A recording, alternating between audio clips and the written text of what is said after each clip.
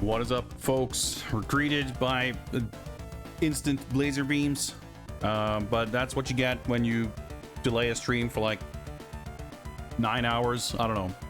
I guess I don't really have a super firmly set schedule, so that's my excuse. Anyway, it's Saturday night. It's a bit later than usual, but we're here and we're ready to game. We're ready to game Spawned. And maybe, hopefully, finish Everything or Nothing. I'm pretty excited. It's been a cool, exciting game, and I can only imagine what cool, exciting adventures it will have in store for us in its final stretch. Ushi84, Mr. Radon, Sour Nuts, Dark Red, Space Hoppercopter, welcome everybody. Lurkers in chat, VOD viewers, and everybody else, of course, equally welcome this fine Saturday evening. I was a bit...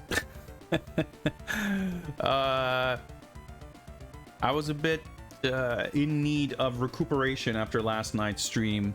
I had a great time last night. We played some fighting games and we had extensive conversations about, I don't know, life, the universe, everything, or at the very least video games and video game artwork, which I guess as far as I'm concerned encompasses most of the universe and life and everything. I definitely determined after I cut the stream that, yeah, you know, that break I thought about maybe taking before the last game, but decided against. I should have taken that break. And as is usually the case, even though I was pretty exhausted by the time I cut the stream, I was kind of, you know, wired. So I didn't really go to bed until, I don't know, a fair bit later. So I slept in for a bit today, just took things real nice and slow, went out for a little bit. But even there, I slacked a little bit. I didn't really go for a long walk like I usually do. I didn't even really go to any of the local parks or hangout spots to chill. I just kind of went outside the building and sat down for a little bit, enjoyed the sun, and figured, you know what? I guess it's only fair that I give my poor feet a little bit of rest. So I had some other things to take care of, but overall it's been a day that, despite having you know, passed most of it, not that much has happened. But every now and again it's nice to have a day like that, isn't it?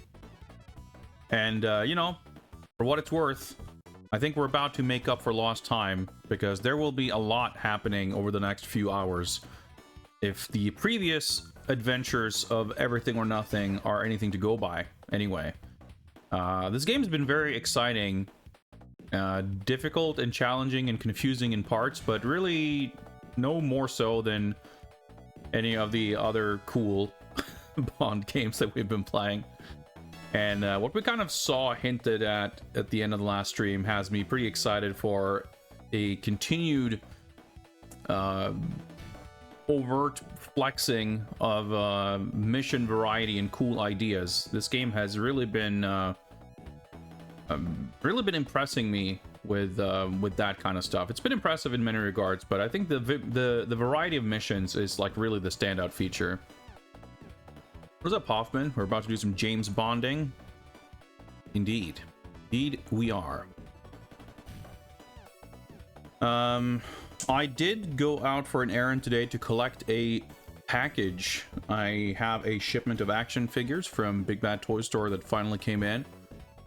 And I was contemplating for a while doing an unboxing stream today because of like that and a few other things that may or may not have arrived by now. And as it turns out, most of them actually have, despite what I expected. I'm still waiting for one other package, which should hopefully arrive in the next week. Now, as it turns out, I wanted to focus on Bond and everything else, so, and especially with the kind of delayed schedule today and everything, we're not going to do any unboxing on this stream. But we might just do that in the not too distant future. So I'm looking forward to that.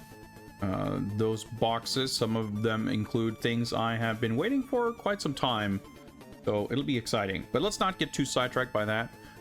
Just giving a slight hint of things to come.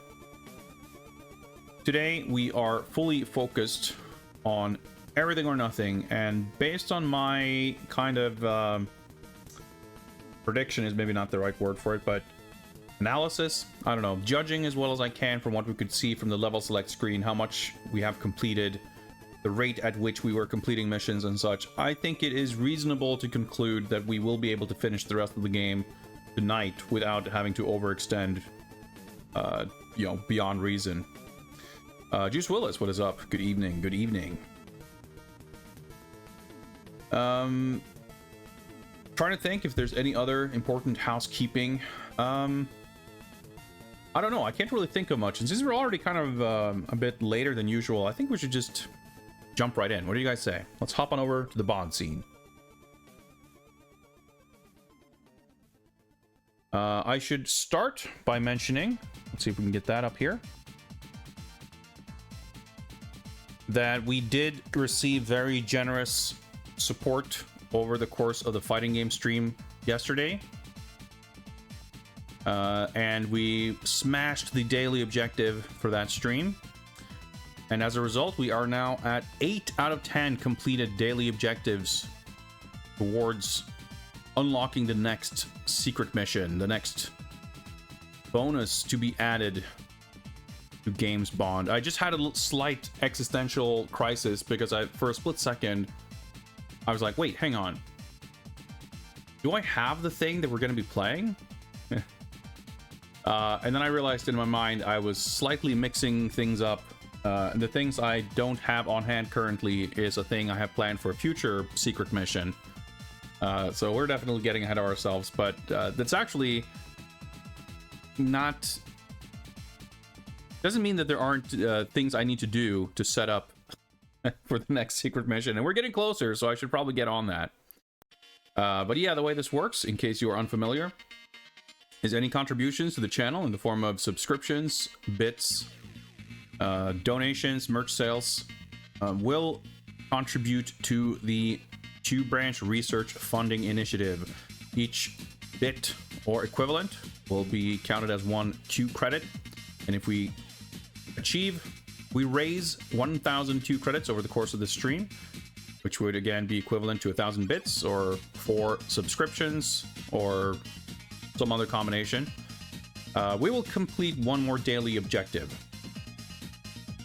And once we have achieved our full 10 daily objectives, I will unveil what the next secret mission is. You guys will be granted access to the secret mission files, and we shall find a time to schedule the next secret mission. What's up, El Gavati? He's doing all right, but Q Branch, you know, their work never ends. There's always more resources required. But as far as the game itself that we're playing tonight is, of course, still Everything or Nothing, a game that has been continuing to show its, you know, going from strength to strength.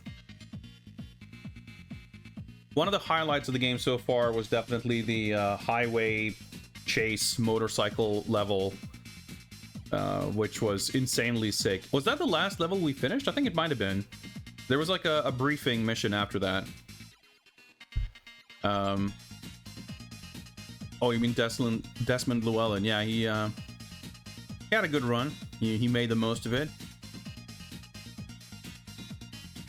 I mean, he even got to appear in a couple of games.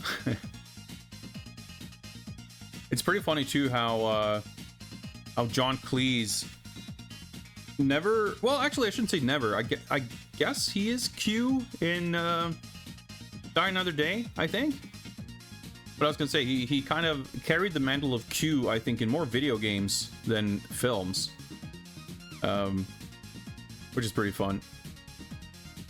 In any case, the game's been pretty impressive with the variety and cool set pieces and crazy shit, and even the vehicle stuff, which you can kind of expect to not necessarily be bad by definition, but the quality of a game, you know, any action game that has driving levels, it doesn't really matter how good the rest of the game is. The driving levels will always have the capacity for being terrible. I mean, usually they're very separate, so the quality of the game beyond that is not typically an indication of how good those things are going to be, and they're always, you know, kind of different from the rest of the game. But I think what's interesting about this one is that there's a lot of driving missions. There's some missions that are literally just like a cutscene of a briefing. So they kind of split things up into a lot of different tiny little chunks, some of which are full levels, some of which are like a cutscene. And even the levels themselves are kind of split up in different categories. And I haven't like done the math exactly, but there's a lot of driving missions. In Nightfire, it kind of felt like the that game had like 12 missions, I think. And is it like, I want to say it's almost half, if not 6 out of the 12 are fully or partially levels where you drive or do like a turret thing. And in that case, it kind of felt like they took what ought to have been a little side thing and like stretched it really far, and there was like too much of it, and it was too long and too difficult and just overstayed its welcome. But in this game, the driving missions are just as varied, just as exciting, just as well paced as the on-foot missions. And the on-foot missions too are kind of pretty varied in terms of both locations and whatnot, but also like some of them are more stealth based, some of them are more shooting based, some of them are, you know, some mix. And I'm actually excited. We saw the first like 2 seconds of the level coming up, which has an element of subterfuge and well, espionage, I guess, and that is exciting to see how that might pan out. Base hole redeemed, remind streamer to hydrate. Nice preemptive reminder there that frankly is well timed. I need to be careful with hydration in this hot weather.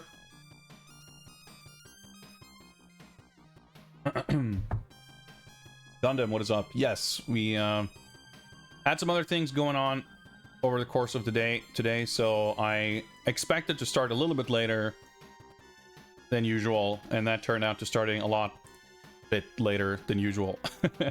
But here we are, and we're kind of well, I was gonna say it's about the same time as a typical weeknight stream. We're actually a little bit later than even that. But I have nowhere to be in the morning, and we don't have any movie night or anything else colliding after this or later tonight. So I reckon we should be good to go to just keep blasting through the rest of this game and finish it up. Hopefully. Unless, you know, the game keeps throwing big surprises at us, but I think we should be able to do it. Well, I think we've caught up. So let's see if we can get the gameplay on screen here. Is this gonna work? Well, that's not gonna do anything apparently. Let's there we go. Pop the disc back in. I should have the memory card set up.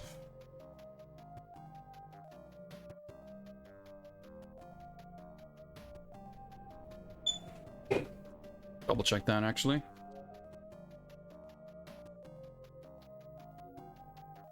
Yep.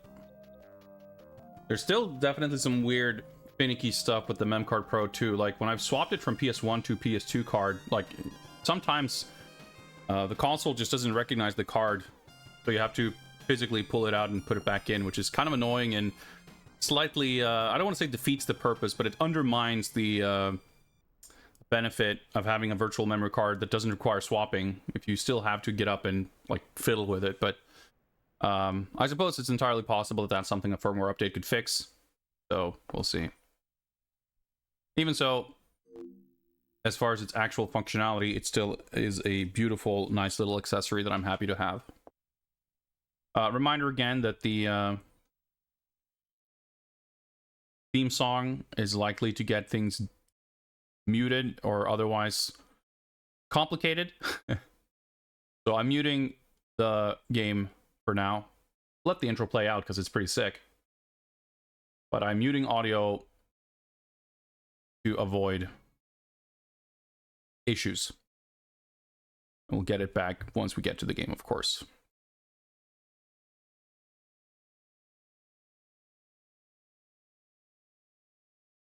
Double check this color correction.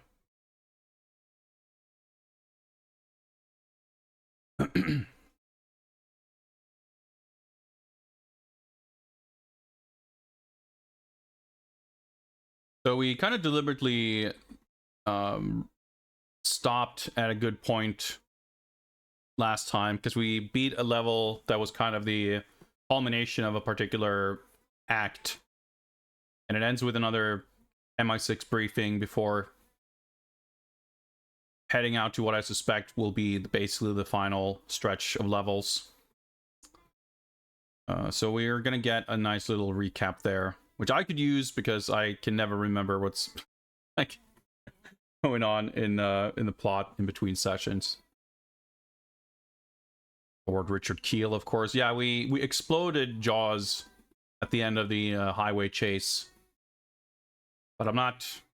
It's the second time we killed Jaws in this game, so I'm not gonna assume anything about his the finality of his defeat. Still room for another Jaws fight, I reckon. Who's the best Bond, I think? I haven't seen On His Majesty's Secret Service, so I can't really speak to the merits of George Lazenby. Beyond that, I think all of them have good films, good performances. Most of them have some pretty shit films and or shit performances. So in a lot of ways, the films are just as different as the actors and their performances. The thing I can say without any hesitation is that License to Kill is my favorite Bond film of the ones I've seen, or at least the ones we've seen in recent memory. And I think Timothy Dalton is a huge part of that. He's great, but that movie could not have existed. Like, it's impossible to imagine Roger Moore like in that role, in that performance, in that movie. Roger Moore was the Bond that I kind of grew up with, but of the films we've rewatched, of the Moore films, like, they've been pretty middling, and he's been pretty, I don't know, not super great.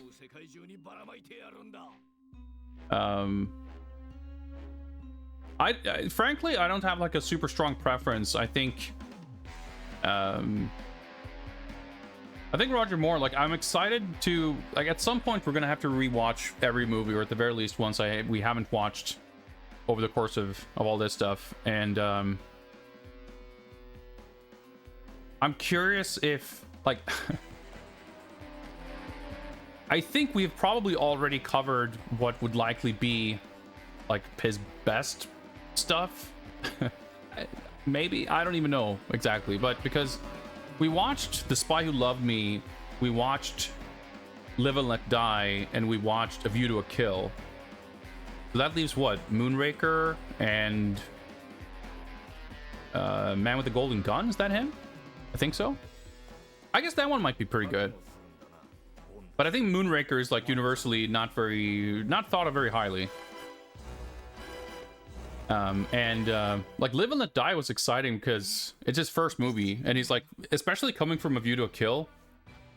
Live and Let Die, he looks like shockingly young, even though he was older than Sean Connery, which is pretty funny.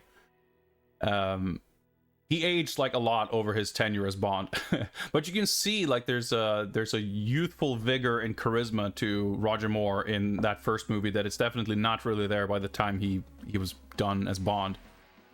But Live and Let Die, I thought, was a very, which is often the case with many Bond films I have found.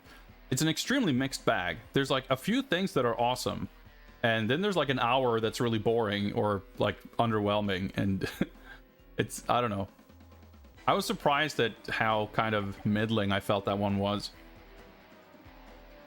For Your Eyes Only, I don't think I've seen that one. At the very least, I have no memory of it, so I couldn't say anything about it. I think, like, Sean Connery, of course I've seen some of his films, and I watched a few of them like multiple times as a kid, and his like presence as Bond is pretty like universal, and hard to say too much bad about him, but certainly not every one of his films are necessarily masterpieces either. But like, I think everyone who's been cast as Bond has had the capacity for a good performance and a good like interpretation of the character. So I'm not being overly diplomatic. I genuinely feel like it's like, I don't know that Roger Moore has made a Bond film that I feel like is one of my favorites, but I feel like the sum total of like everything he brings to the role, within that there is the capacity for like a great Bond. I think there is, like, I think he is, you know, there is of course a kind of lightheartedness to Moore's Bond that has its appeal and has its charm, and he's certainly better at it than some of the others. Like, that's part of why The Living Daylights is kind of a awkward movie. It's not bad, but it clearly feels like it's not a movie that's written for Timothy Dalton, much less plays to his strengths, because there's plenty of parts in that where it kind of feels like he is trying to do a Roger Moore version of Bond, and he, like, it just doesn't fit him and it doesn't really work. But License to Kill, on the other hand, is like so much better in every way, and it's impossible to imagine Roger Moore in that movie. So Timothy Dalton, like, I think there's an argument to be made for him having like the strongest overall tenure, but obviously, you know, it's just the 2 films, so he didn't really have time to do any shit ones. If Pierce Brosnan had only done GoldenEye and Tomorrow Never Dies, that would have been still not as good, I think, but, you know, pretty strong.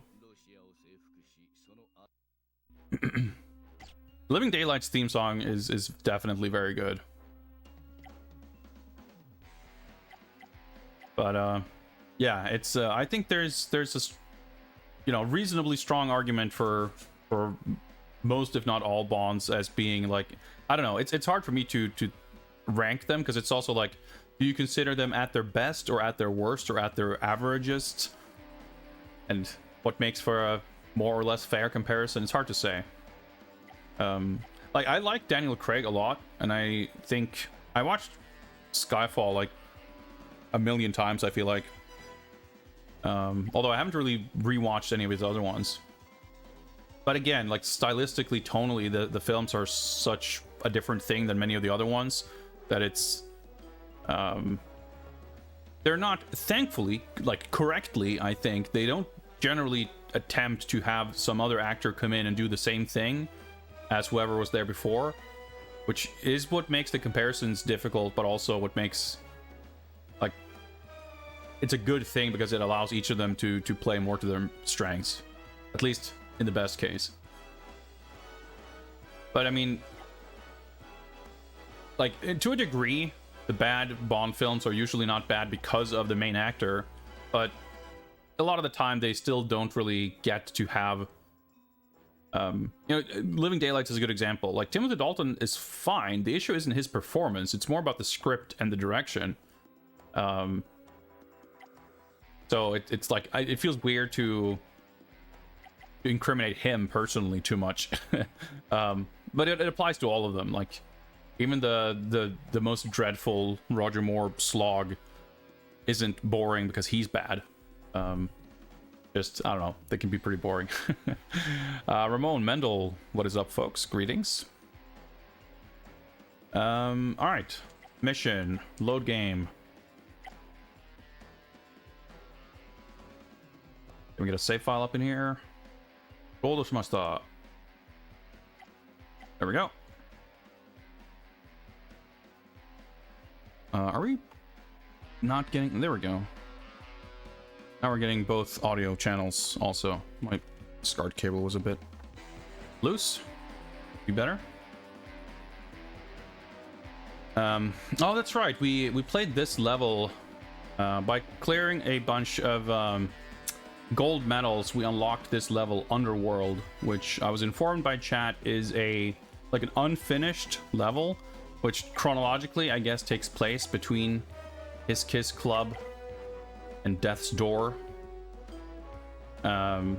Just basically we have to find and rescue Maya. And it was kind of an interesting little bonus thing, but it's clearly an unfinished level because it has like no set pieces and it's just walking around hallways shooting dudes. And like, it's really interesting because when you play a level like this, it really shows you how pretty boring and dull the game could have been before they like add all the exciting, interesting spice and variety to the levels. That was kind of fun, but we did that just like the last thing we did. Oh yeah, this was the big like mansion level. I had to sneak around. And then we had the big boss fight. But I'm shocked that we got a bronze medal because I feel like we fucked around for like 45 minutes. We certainly didn't get any, yeah, 11 minutes, 33 seconds. We didn't get any bonus for time. Notice that the cover art Twitch uses for this game is different from the standard and Japanese cover. I guess I don't know what it's... Actually, yeah, I'm looking at it in OBS. You're right. It's not actually... It doesn't look like the Western cover either. But I know that the... it also has the tag sports game, which I guess is not entirely accurate. I know that Twitch used to use the Giant Bomb database. And there was some really funky stuff going on there. Partially when there were like games added to the list that weren't actual games. But they also had like weird, pretty funny cover images for things. Like the one that stands out to me is you could pick Mugen as a category. And there was like just a cover art for Mugen that someone made that had like Tom Hanks from the Da Vinci Code or whatever on it, because the Mugen deep lore of Omega Tom Hanks, I'm assuming, was the idea there. And there was like stuff like that. And I don't, like, as far as I'm aware, they don't use that, like, they've transitioned to using some other database for the game list and the covers. But it doesn't surprise me that there would be some strange quirks there sometimes, especially because the covers, I guess, in a lot of cases aren't necessarily platform specific. So there's just kind of not exactly a cover art, but more like key art for a game. And, you know, there's been countless cases where someone is tasked with, you know, publishing artwork for a game or product, and they put whatever they find, and it turns out that it's not actually the correct image. It's just like whatever came up on a broken search engine or whatever. Anywho, we dropped some equipment on the evil Russian doctor man. And then, oh yeah, I guess we found out the plan also of the villains. Willem Dafoe's character, what's his name, Diavolo, he'd enlisted Heidi Klum to research nanobots, and they've concocted this kind of nanobot menace that can disintegrate all metals except platinum. And I guess Jaws was driving a truck full of nanobots or something. I don't know. We gave chase, and we had to explode Jaws's truck, and before he reached the city or whatever, and we did, and all was fine. We then went back to MI6 for another briefing before embarking on our next mission. So we might as well check out the briefing again, just catch up a little bit, and see what's up. That's a weird looking John Cleese, by the way. Alright, well, let's jump into it.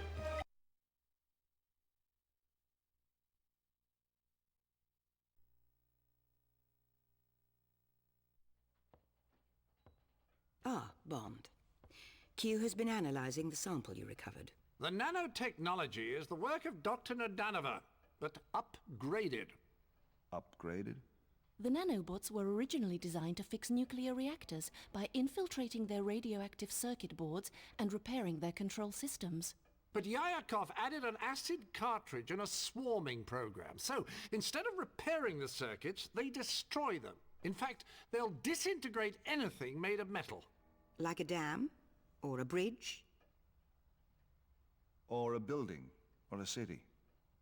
So what keeps the nanobots from destroying each other? The platinum? Precisely. They're programmed to ignore what they're made of. Thank you, Q. Why do I think New Orleans was just a test? We must find out where Diavolo is going to strike next. Serena Saint-Germain mentioned a platinum deposit in Peru. I'll start with her. The geologist you rescued? Check in with Q first. A platinum idea. It's time to test Mr. Diavolo's metal. I just love the way he looks vaguely off screen for confirmation, validation of his terrible Time is jokes.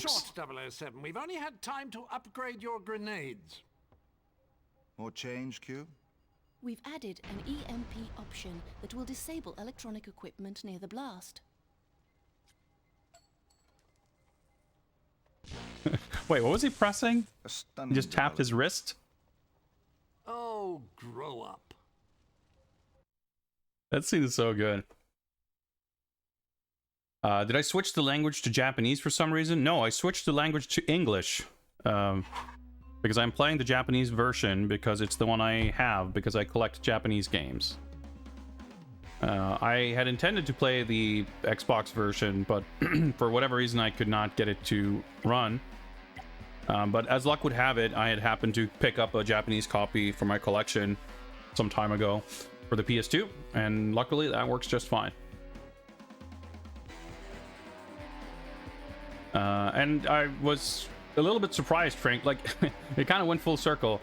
I thought, expected that, you know, chances are pretty good that this would be fully voiced in English and it would have Japanese subtitles.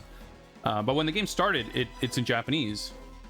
And I was like, well, why would I have expected it to not get a Japanese dub? That weird. Like, EA usually has pretty extensive localization and everything. And because of the way the game works, when you first boot it up, when you first start playing, if you don't have save data, you get thrust immediately into the first mission before you get to the title screen or options or anything. So we started playing it in Japanese, and then after we got to the menu, that turns out that there is an option for English voices and Japanese subtitles. So I figured, well, okay, that's going to make it a little easier to follow. So that's what we're doing. But I just happened to have a Japanese copy of the game. All right, so we're going to Peru. We're meeting back up with Serena and finding our way somehow into Diavolo's inner workings. Do it. So we saw like the opening of this last time, but we didn't actually play the level yet.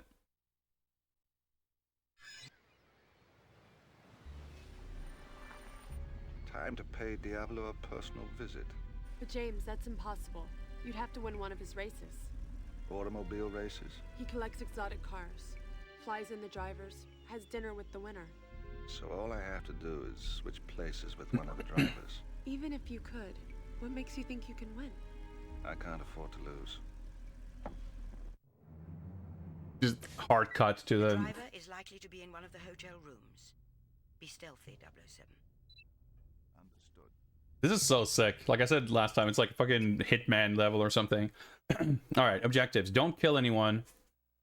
Don't trigger the alarm. Avoid the security laser. Sounded pretty sloshed. I mean, it is Pierce Brosnan. And it is, on top of that, Pierce Brosnan slumming it for a video game. I wouldn't put expectations too high. I mean, his performance has been fine. It's not like I miss having a more invested sound-alike. But he's, you know, even by Pierce Brosnan standards, he doesn't come across as excessively, you know, energetic. But, you know, he's got that slight sardonic edge. I think that's, I think it works. All right, so go to the reception. What was that? Do I avoid these guys?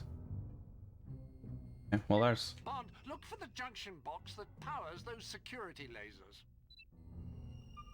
Am I being seen by a camera? Is that what that indicates? Oh, there's a camera literally right in front of me. Also, I'm getting fucking shot. Okay. That's fine. We're learning how the mechanics work. Mission fail. Okay. Oh, yeah, the alarm. Okay. Luckily, it's fucking instant restart. My joystick is... Yeah, okay, there we go.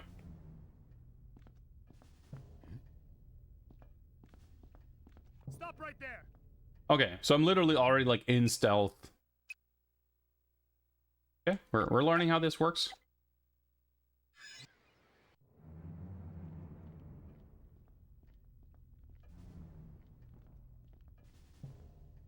Guess I could... Well, never mind. I was gonna say, I guess I could choke him out, but it did say not to kill anyone, so...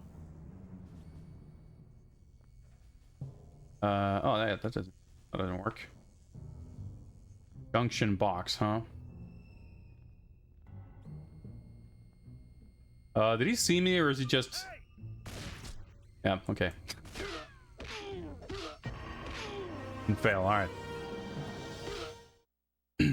Free phone credits. Alright. So, again, we're kind of testing the waters here.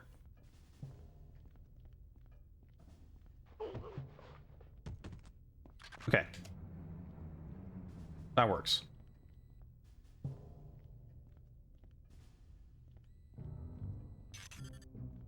Got some batteries. An alarm button, I'm assuming. Okay, thermovision, not particularly helpful. Okay, I see a dude over there. Okay. They sell me, I think. Oh, there's the camera, okay. I'm pretty sure we're just gonna have to kind of memorize the route. I'm not entirely clear on what the status was there. I thought I heard someone shouting in the background, but...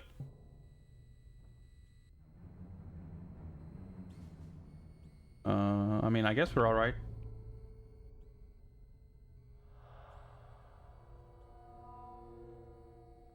Like, it looks like there's like a gauge on the little camera icon.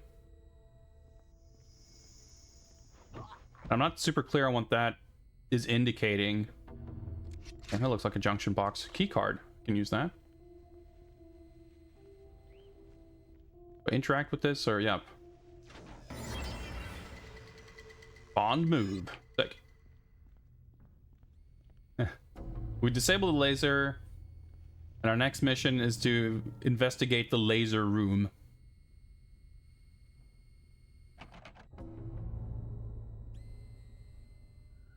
Oh, there's a guy there. Okay.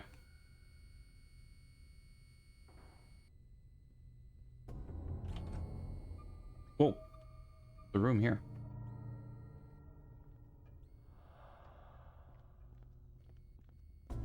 Okay, hiding here seems a little dicey because we're about this.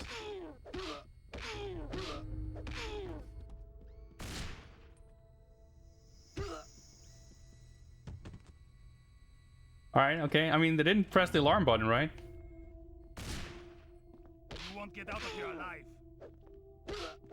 We'll see about that. Oh, dude, he was like dizzy.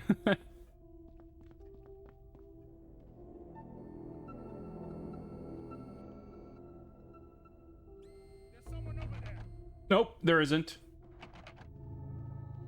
Oh, I see. What? Nice. Battery. I'm sure that helps us. Oh, I'm stuck. Perfect stealth.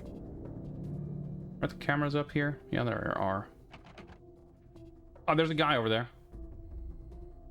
Well, he would race towards this button, I guess, so... Well, there's one over here, too.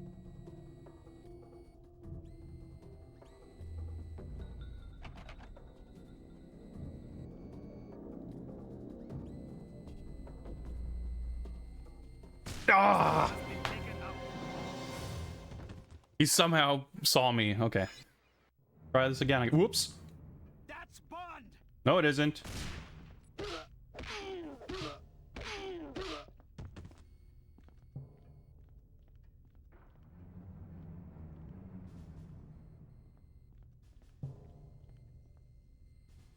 So, are there dudes? Oh, dude, you can't see shit.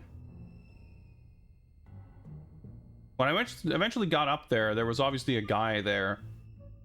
But I'm not entirely clear on whether that was the case the entire time, or if they like spawned once I got there. The game's actually kind of surprisingly forgiving. What was that? Nothing.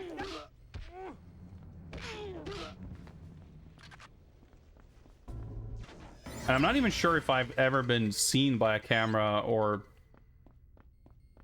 the cameras do. They just show up on corner of the screen like that. Okay, definitely heard some screaming in the back. I'm opening that door.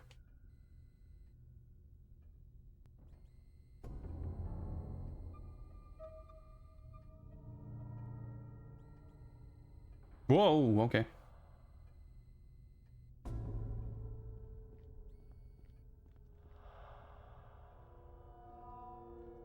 Gonna like see me around the corner. You! Stay with...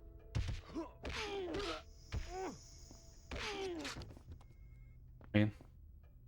I'm sure you get better score for stealth kills, but whatever.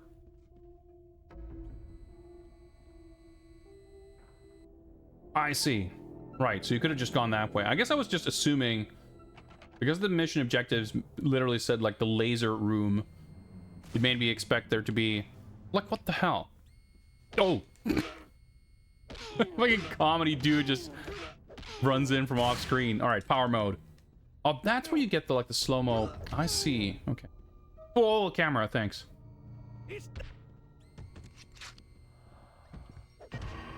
Mission fail. All right. I still haven't like pieced together where I'm supposed to go. Just, I did the same thing again. Press the button to skip the cutscene, and I mashed a little too hard. And it does a little tactical roll. You know what? If I press X once, yeah, okay. It's just a little delay.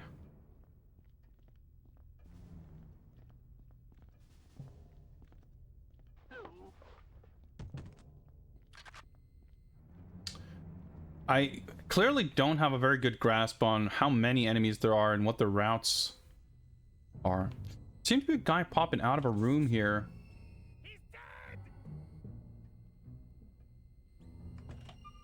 Like, is that someone who saw the guy in the first room? That's Bond! The same guy waking up? Like, it didn't seem previously like that was a mechanic, you know? Guards waking up after being knocked out. I mean, that's a thing? Or did the first guy fade out of existence and this guy just showed up to replace him? A lot of unclear aspects of stealth mechanics in this game currently.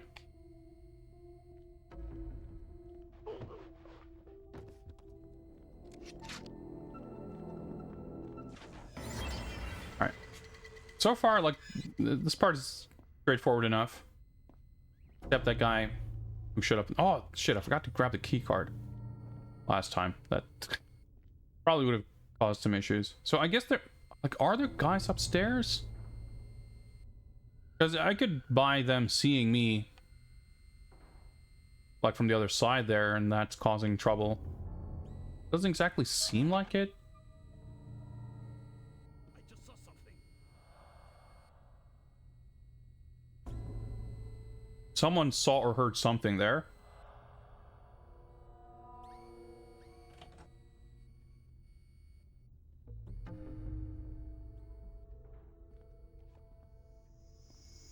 That's Bond! Like, and he just fucking comes running full speed. So he clearly was reacting to something. Had he spotted me on a camera? It's very mysterious.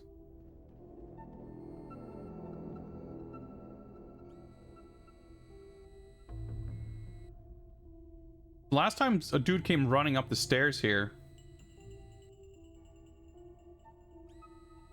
Yep, he's there.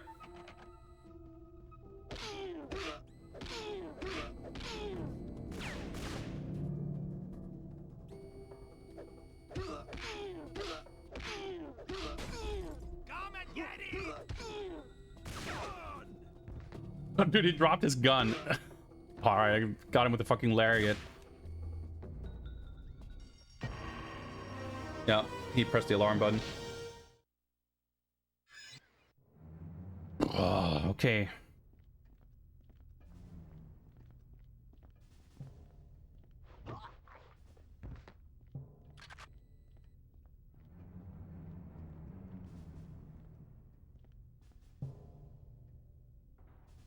So I'd take out that guy and then go to the left, and then I'd be like discovered by someone coming from behind. You know what? Fuck it, let's figure this out.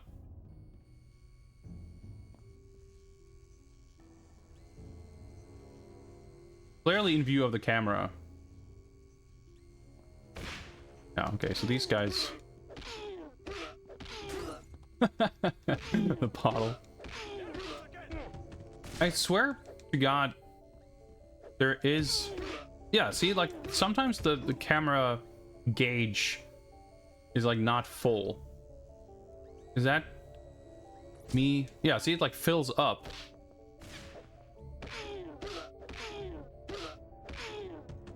But it doesn't seem like it's ever sort of slowly filling up. Just sometimes...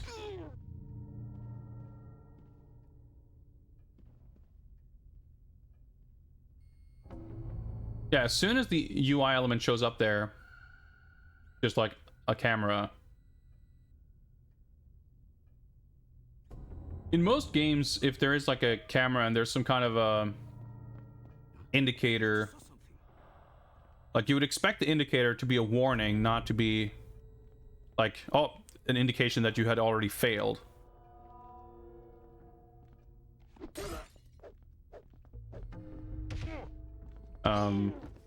So it seems a little unusual if the case is that the indicator is shown when you have been spotted by the camera, and at that point, like, someone is gonna come running towards you. Like that, it just flipped, you know, you, but I guess that's probably what happened. I was seen by a camera right there, and that triggered someone to spawn. So I guess I just need to be way more careful with the cameras. Huh.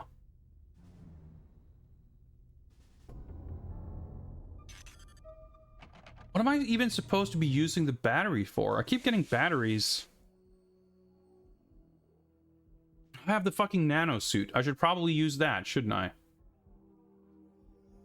I've like never used this, so I completely forget that that's a mechanic in this game. How do I turn it off?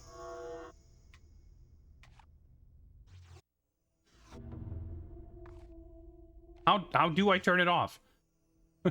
I'm like spending all my batteries. There we go.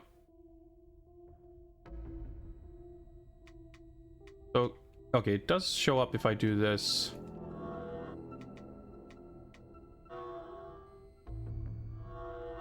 Okay, okay. Well, let's do this, I guess. I heard something. More fun way to restart the mission. Time to pay All Diablo. right, so first now that I remember that I can James, actually turn that's invisible, impossible. You'd have to win one of his races. automobile races. Collects I can exotic use the cars. nanosuit to sneak past the cameras, right? That seemed to be what would make sense, if I kind of know where they are, at least. So I can go inside here and get a full...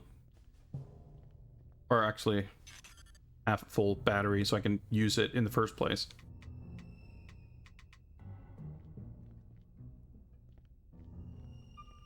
Dude, what the...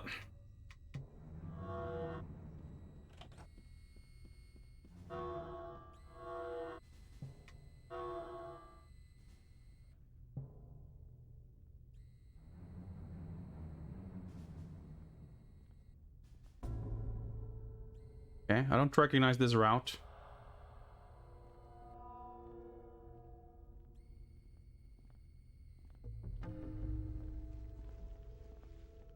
Can I drop you somewhere? I guess you only get one-liners if you remain fully stealthed.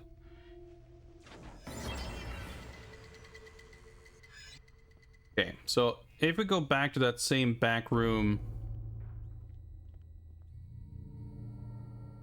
I guess I'm just realizing too, like I said, I couldn't quite make sense of the camera HUD indicator, but I guess the reason why you would still be helped by seeing, because what didn't make sense to me is like, if the HUD shows you the camera to tell you that you have been spotted, it feels like that information is coming too late for you to do anything with it. However, if you see that and realize you've been spotted on camera, it means that you still have time to activate the nanosuit to get out of there. So when the guards show up there, at least they won't find you and start shooting you. They'd still be around. You still have to deal with them. But I guess maybe that's the idea.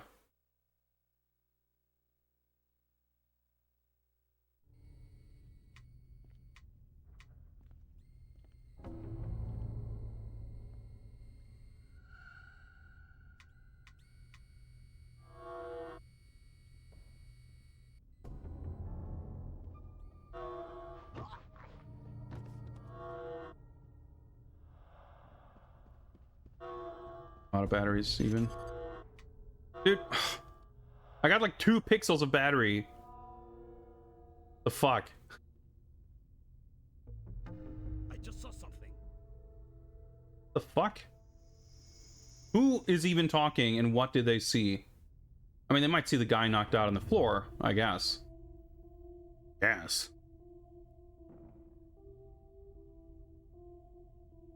I'm a little miffed that the battery I collected gave me...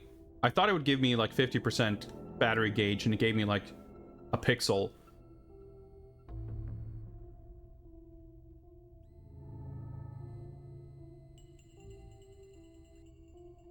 Okay, I guess I'm being seen. Wanted to check if there was battery or something else in here. Like, what's the purpose of this room? I just saw something. He's dead. Oh, he saw the guard there. Okay. Can I... That was actually sick. Like, I redirected his gun.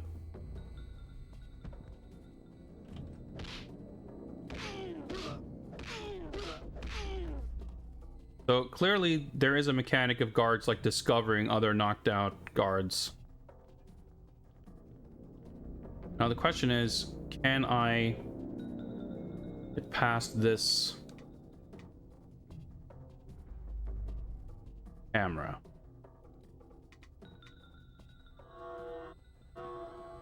Nope, I was seen there. I just saw something. Well, I'm doing better on health at least, but doesn't really seem like you could hide away. Yeah, look, see there, I got 2 more pixels of battery. What the hell is up with that?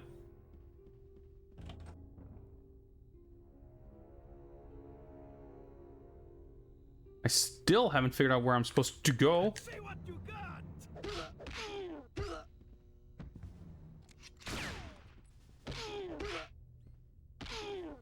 Fucking lariat. Pretty good. I'm pretty sure this is the only Bond game we've played where you can do a lariat. That's pretty cool. It'd be helpful if the battery like recharged.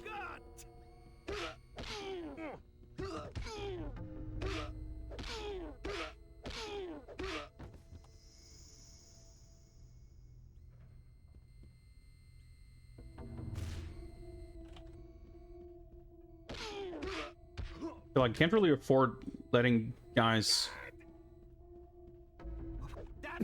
see him.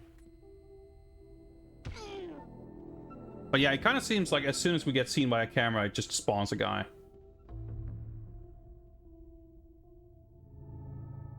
That this one isn't even moving. Okay, so I'm not getting past here. I can do this. There's a camera right here also. Fuck it. If I check this door... Have I fucking... I've checked every door. レーサーの部屋を探せ. Now I got 2 more pixels of battery. Alright, cool, but...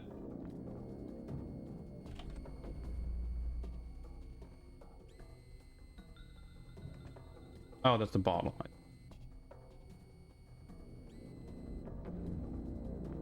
I'm not supposed to, like, rappel up somewhere. And the keycard isn't, like, an item that you use. There, okay. Aha. Thought I checked every door, but I guess not.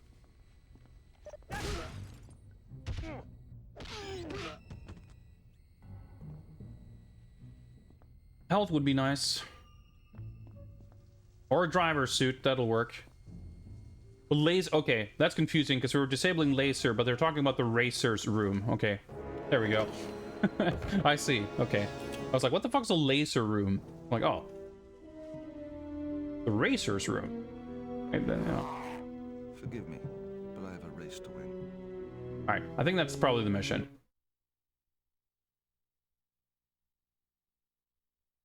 Yeah, definitely one of the weaker missions in the game so far, because the mechanics of what was happening were quite confusing. We still got great score though, because we got 100% accuracy and efficiency because we didn't fire a single round. 330,000. We might have gotten a gold here because of that. What about the Bond actions? Oh, dude, you can toss shit at the cameras. Holy shit, that is sick. Maybe you can shoot him if you have a silencer. That didn't even occur to me. The gun on the floor. Finding a gun, dropping a gun or something? Dude, okay. I heard John Cleese mention the cameras, but I think I didn't listen to what he said, I guess. It's the long and short of it. I don't think I heard anything about disabling the cameras, but yeah, it's just like don't kill anyone. I take that to mean don't use guns, but you might have been able to shoot them out, which again, if you don't have the guys spawning constantly, this could be a fun, cool level, and there might be ways to get around it. Because I was gonna say, if you could actually use the nano suit without it expiring in 2 seconds, and the battery refills giving you 1/2 second of stealth time, this could have been like not awkward. But maybe there are other ways around it. Yeah, we got the gold. Sweet. So every now and again we can still get golds under special circumstances. All right, we got our weapon upgrades for our Cayenne. And speaking of cars, we're about to do some more driving, it looks like.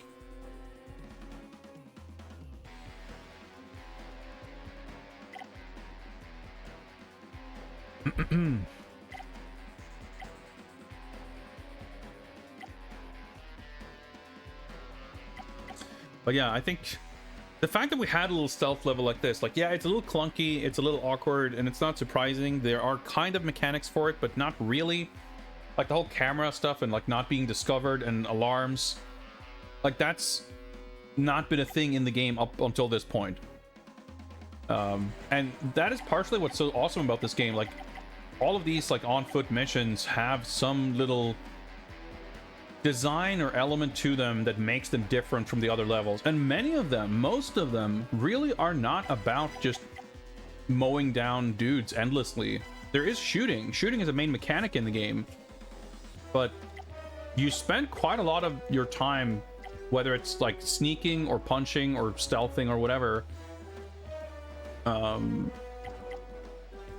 such that it doesn't, like, the balance between like thinking about what Bond does, his like vocabulary and interacting with the world of the game, feels like it is so much more in tune with what you would expect from an actual movie.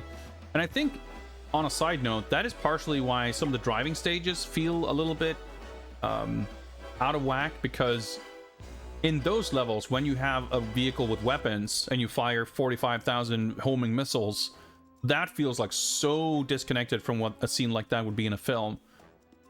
But other than that, like, the game does an impressive job, I think, with being a fun and engaging action video game without resorting to having the character do nothing but running and shooting and killing 8,000 people.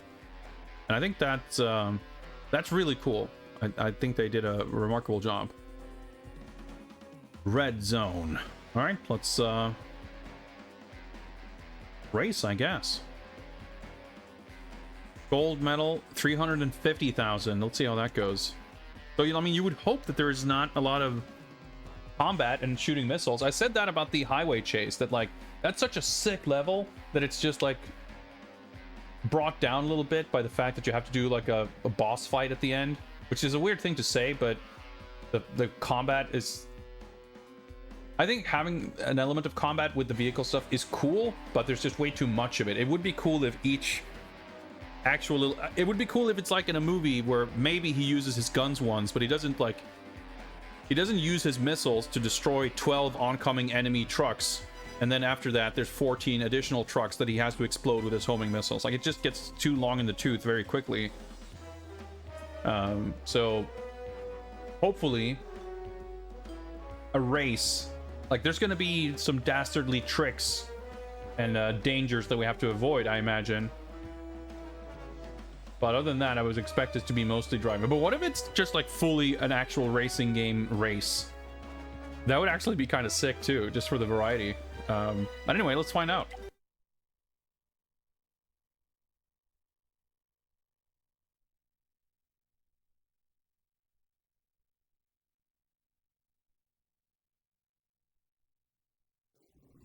Buenos días, señores y señoritas.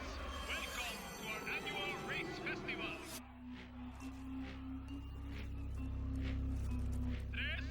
Dude.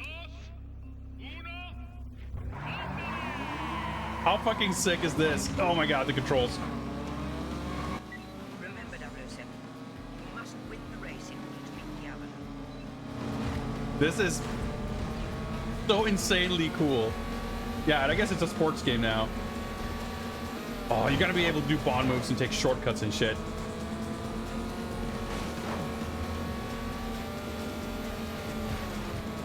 Trying to do some light handbrake turning.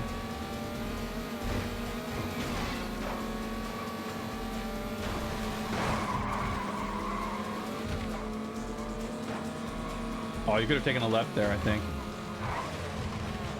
Thankfully, no one's questioning this English Neanderthal just crashing through everything.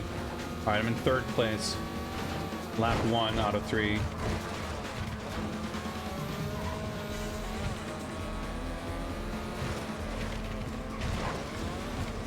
Leaning a little too hard on the handbrake turning. Again, I'm using the face buttons for this, and because the game uses analog face buttons, you have to, like, press it super firmly, and it can be a little tiring. But if I use the analog stick, then I can't reach the handbrake button.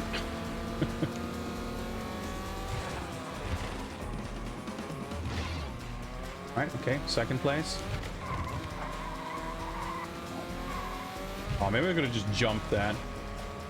I reckon there's got to be some sick bond moves in this level. I should hope, anyway.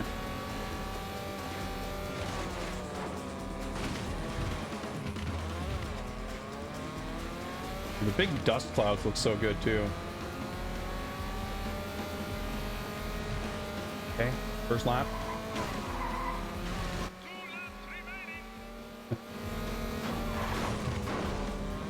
Provided there's not, like, super heavy rubber banding or anything, this might not be too bad.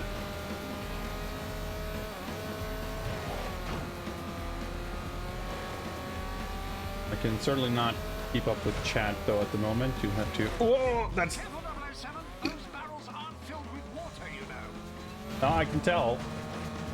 I don't exactly know why they decided to go with explosive doom barrels, but... Alright. Didn't slow me down too much. God, I could have taken a left there. I want to do that next time. Oh, you can even see the other racers on the map. I didn't even notice.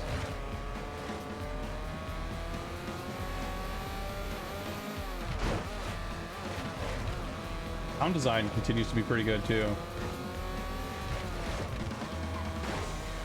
The car is getting all caked in dirt and dust. At least I don't think it was like that from the beginning. Got a pretty solid lead, but I could lose it all in an instant.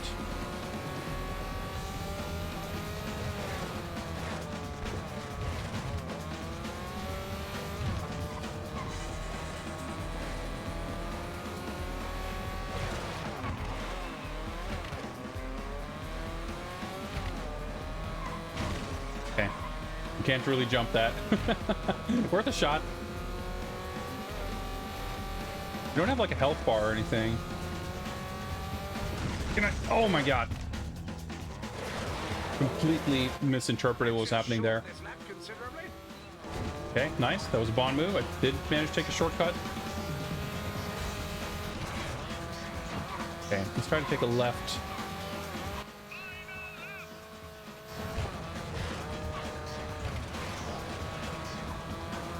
I think it's up here somewhere. Not here, I did that before. It's also a little shortcut. There's an actual thing that shows you can go left or right.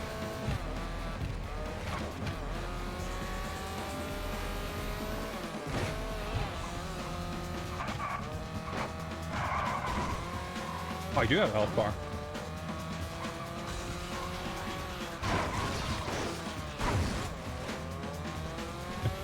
Hey, I like how the direction like showed me that. Oh yeah, you can take a left there. That's fine. You just have to drop down the, you know, from the top of a building.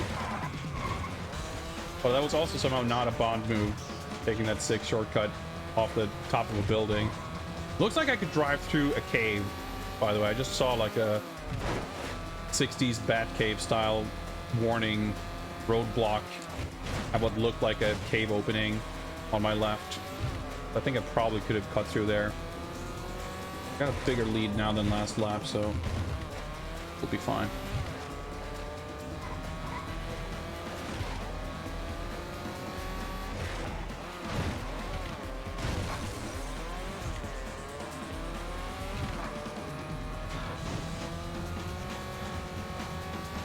Did they refill the explosive barrels? I feel like they might have. I fucking did the same thing again. I was like, wait, what's that? Okay, it's such a good shortcut that we make up the lost time.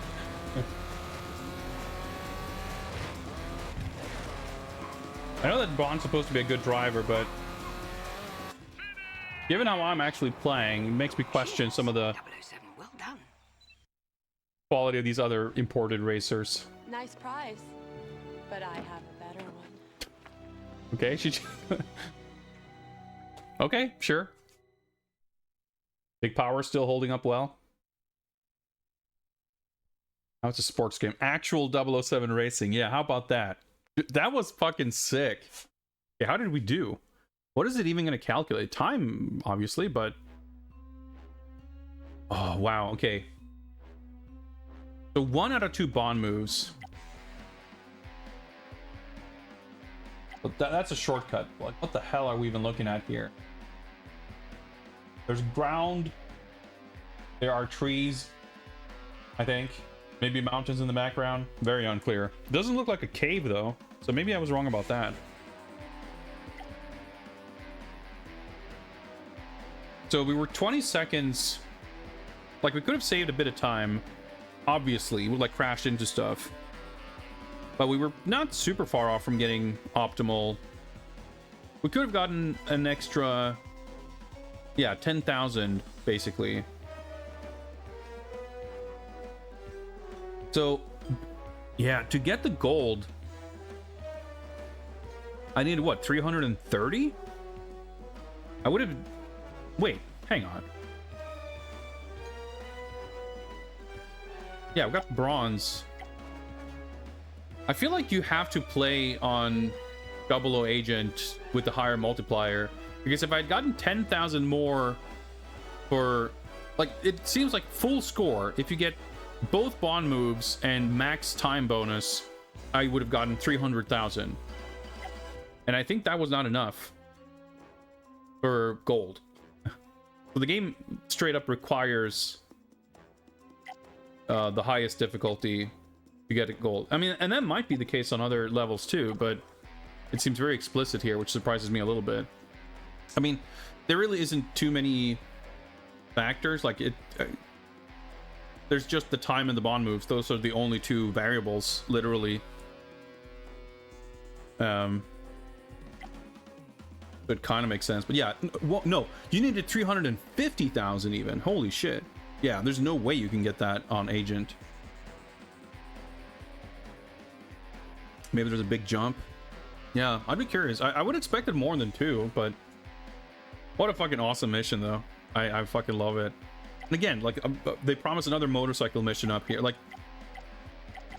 yeah, you can see there's like almost every other level is either driving or flying or turrets or something. Like, there's such an incredible variety, and every driving mission has been super different from one another. They've almost been more different from each other than the on-foot missions.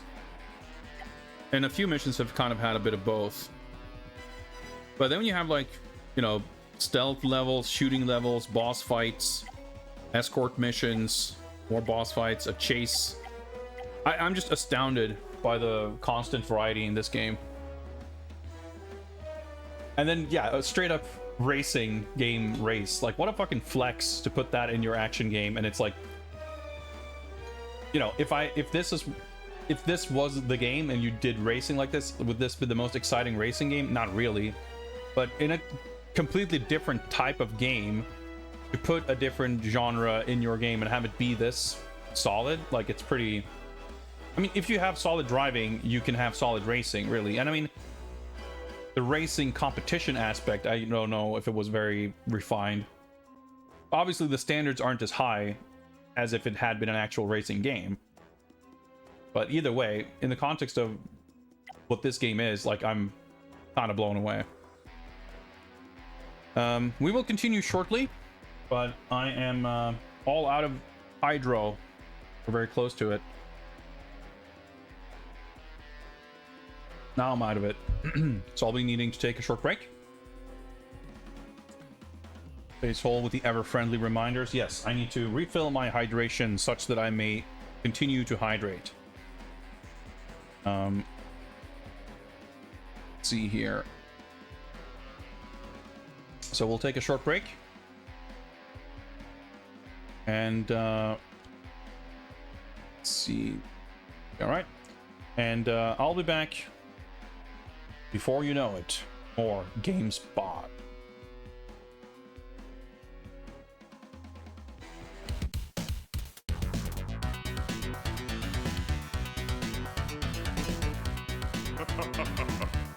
Unspeakable horror.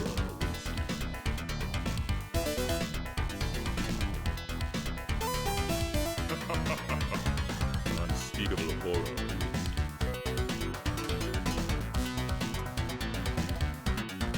Unspeakable horror awaits you.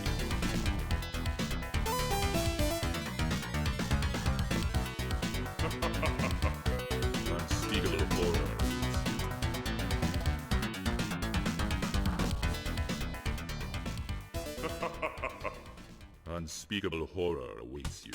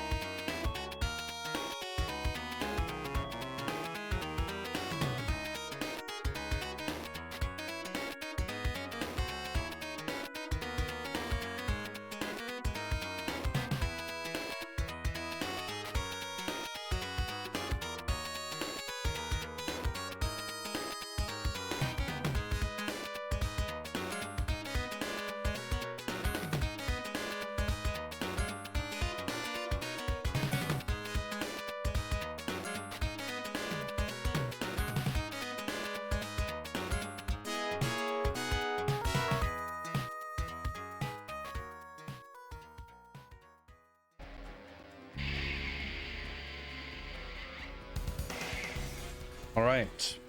See if I can get this in order. All right, I'm already down another glass of water. Ah, got more where that came from. Thank you again, Lord Basehole, for your continued and incredible generosity. Welcome new and returning members to the Skull Club. With that, we are swiftly moving ever closer to the next secret mission.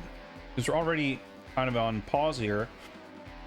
Why don't we hop on over here and take a look, confirm, an update that we are indeed past the daily objective, and as such, we have completed 9 out of 10 daily objectives. So that means, as of the next stream following this one, we could, at a moment's notice, be adding another secret mission. I finally, by the way, updated the command. I took the 2 minutes to figure out how to make it send a chat message, but I fucked it up a little bit, so there's a delay. I need to change the queue, no pun intended, the action queue, the order in which it does things, so that the chat message pops up immediately and not after like a 10-second delay, but it works. Thank you very much, Basehole, for that. Single-handedly funding the Q branch continued research. I'm excited. I definitely do need to to make sure I have everything set up for the next secret mission, because chances are that we are going to be doing it immediately following this one. All right. Okay. Unspeakable horror awaits you. Basehole not waiting for the opportunity to fulfill the next daily objective, but rather just fucking screw it. Here's another 10 subs. I'm not complaining. I'm a little bit at a loss for words. Unspeakable horror awaits you. But I can say thank you. That is incredible. Unspeakable horror awaits. Skull Club numbers are increasing. Our strength is doubling overnight, more or less. So yeah, wow, thanks. That is really, really, really appreciated. Unspeakable horror awaits you. Let's see if I can find my way back to the game feed in all this chaos. Unspeakable horror awaits you. How do I do? I like forgot how to stream. There we go. That's how you do that. Unspeakable horror awaits you. Unspeakable horror awaits you. Is it doing this in like complete backwards order here? What's going on? I was trying to read in chat the names, and then like the alerts were totally out of sync, but I think we got everything covered. Truly, again, remarkable generosity there, Basehole. I really, really do appreciate it. So thank you very much.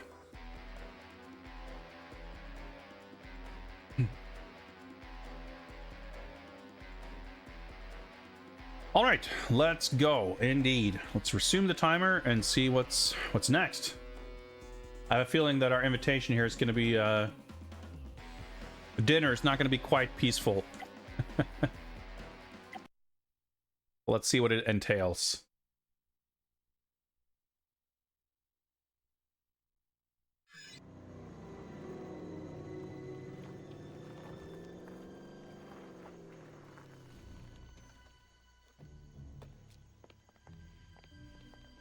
Oh, okay. Excuse me, sir. Brought her. Your host would like to see you privately, in his suite. Uh-huh. And my companion? She'll be safe with us.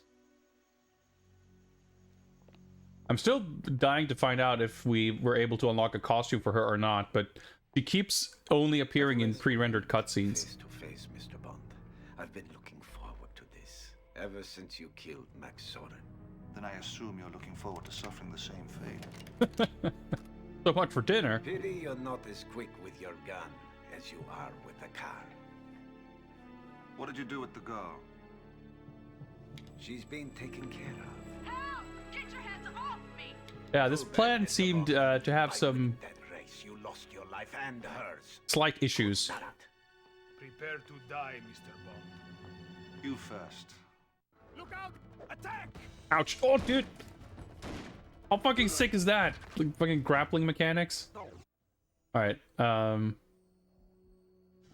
You must locate Miss Saint-Germain and get out of there before reinforcements arrive. okay, cool. Action stage. They like drop their guns like that is so sick. Got the full tuxedo costume. That's how you bring up the gun, right? I'm remembering the controls. Hallway. Alright. I'm assuming the camera's not going to be too much of a concern. The guy didn't even have a gun. Power mode. Sick.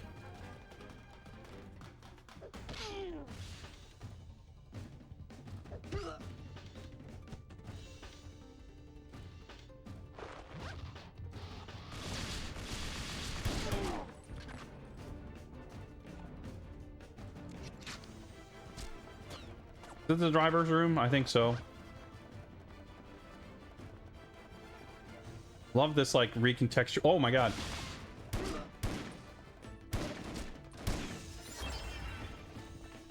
All right, I closed security shutters, I think, or opened them.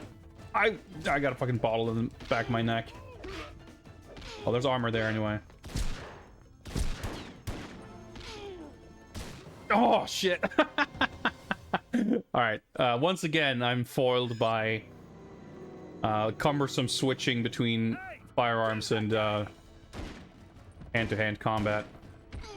That's pretty sick, though. I guess I'll save. Oh my god, I didn't mean to pick this up. I was literally about to say, I guess I'll save this armor. It makes sense, but when guys like back up like that with a gun shooting at you while you're trying to punch them and you just get destroyed, doesn't feel great.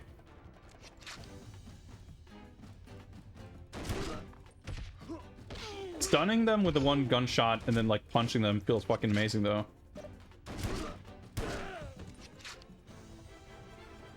That Bond move. Dude, how cool was that? Dude just dropped down. Let's restart. I like locked onto the wrong guy and then I got bottled by two people simultaneously. Like disarming them like that is so cool. I don't know if I'm gonna come back here, but oh, got him in one. How did I find my way to that?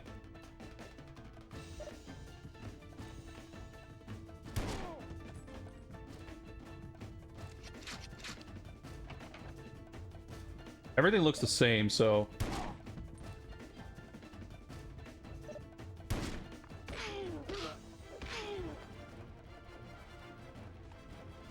giving weapon efficiency for once.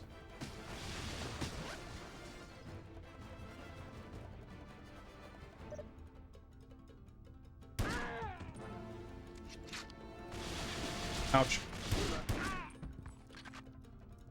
Right, it's in here. Yeah, enemies make a lot of funny noises. Like very strange vocalizations. Alright, that's where we got killed, so let's... Can I fucking...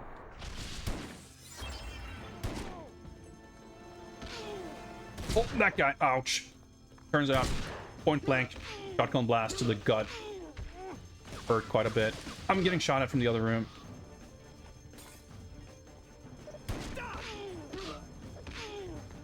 All these like armored guys all come equipped with champagne bottles.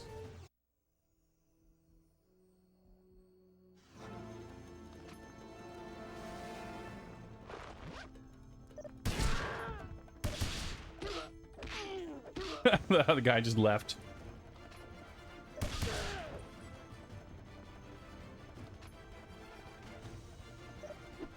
Oh, I fucking missed.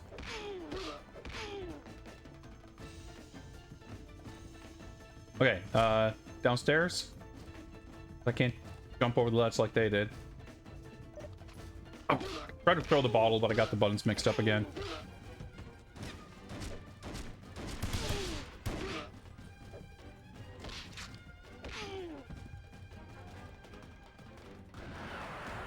Okay.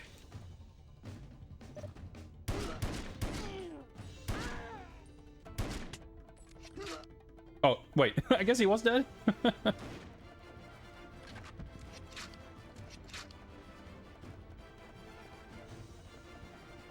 Oh.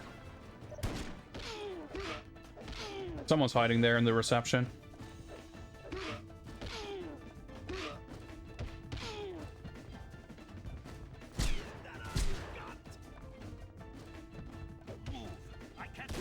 Ah, fuck. Hoping I'd get to him with my power move, or you could shoot me, but no such luck. Well, I'm mashing the gun button. It's so fucking funny. So I have to figure out where, like, she's being taken.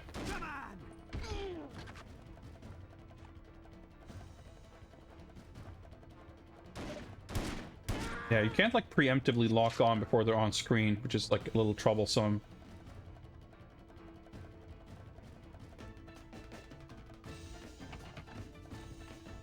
I heard the door sound, but it looked like the door was opening, so I got real confused there for a second.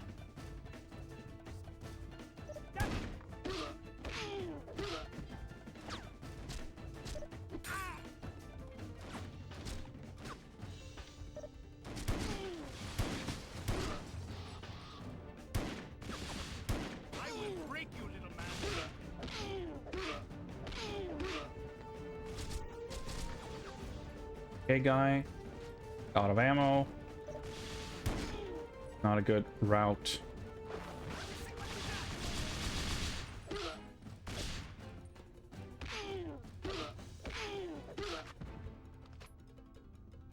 Holy shit, I don't know what happened here.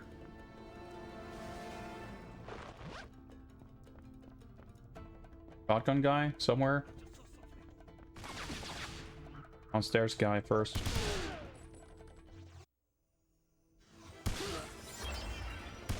Bottle guy. Ah, shit. I thought I could roll dodge to avoid the bottle, but nope. I can't jump down. Shotgun guy. Eagle. Shotgun.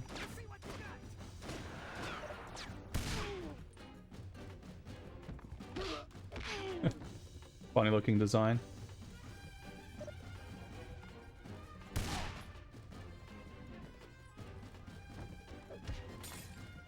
Alright, I got iframes there on my throw at least. This game confirmed a better beat 'em up than River City Girls. Okay, this door's open now. It wasn't before last time. Wait, this is where we started? It is where we started. That's how these rooms connect. Okay. Literally just ran around all the way to the beginning. Alright, these guys like spawn when I went down the stairs.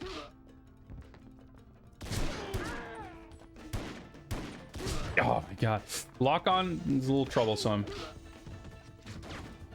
Let's see what you got. Like, I have to be like in his face in order to have lock on. Got shot there, by the way. Armor? Nope, nothing. So, I didn't read the message super clearly, but when I shot this thing out here, it said something about a security shutter. But I feel like I have no idea where that security shutter is. But it also seems like by taking that round and doing that, I'm like doing that instead of having to go down. Face all those guys. Oh, fucking lock on. Like, I'm running out in front of an enemy and just like holding L1 and tapping R1 to lock on and then shoot. But when it doesn't lock on, the shot just, you know, it's just gonna miss.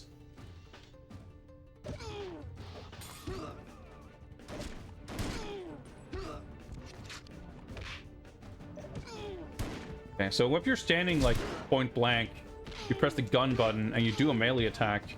But I think you do it, you like pistol whip them? Seems like you keep the gun. Is there an armor on the other side also? Okay, there's a set piece, I guess, of the...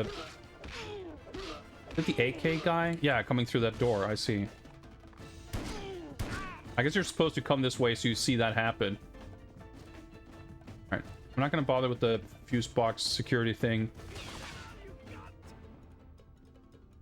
just yet, because there's gonna be shotgun man. Plus, because I took a different route, it's all different now.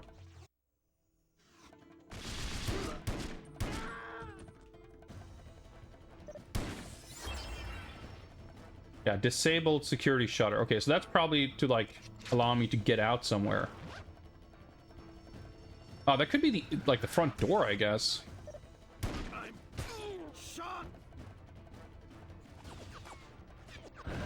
Ouch. Well, luckily the rocket didn't do as much damage as the dreaded champagne bottle shotgun combo.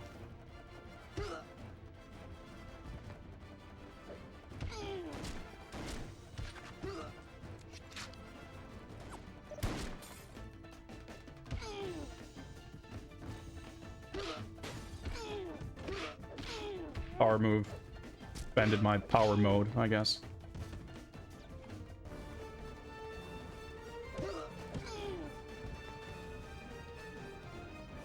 Actually, I didn't even look. Find Serena, okay. Might as well. Nope.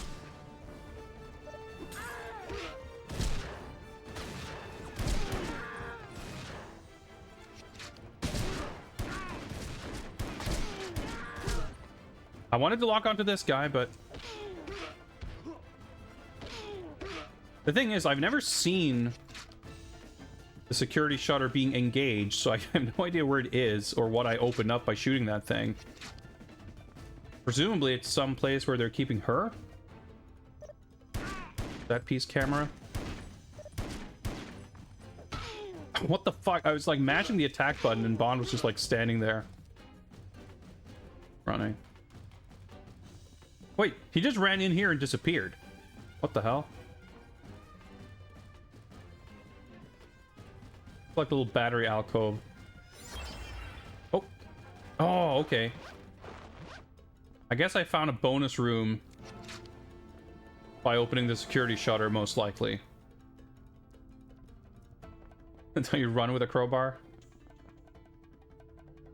Only in my finest tuxedo, though. There's like no hints as to what's like which doors are accessible or anything. And there's an alarm now, I guess. Pretty cool level though, I like it. Bond, we know Serena hasn't left the building, so she must be nearby. Look for a secret door of some kind. Which means she's probably here. Well, that looks conspicuous. This looks like it's been moved recently. Yeah, can I? Weird, that wasn't subtitle or anything. How do I interact with this? Oh, there we go. I thought you'd never get here. Patience is a virtue. They're like, Let's oh, go. finally. Jeez. Fucking Bond guy, am I right?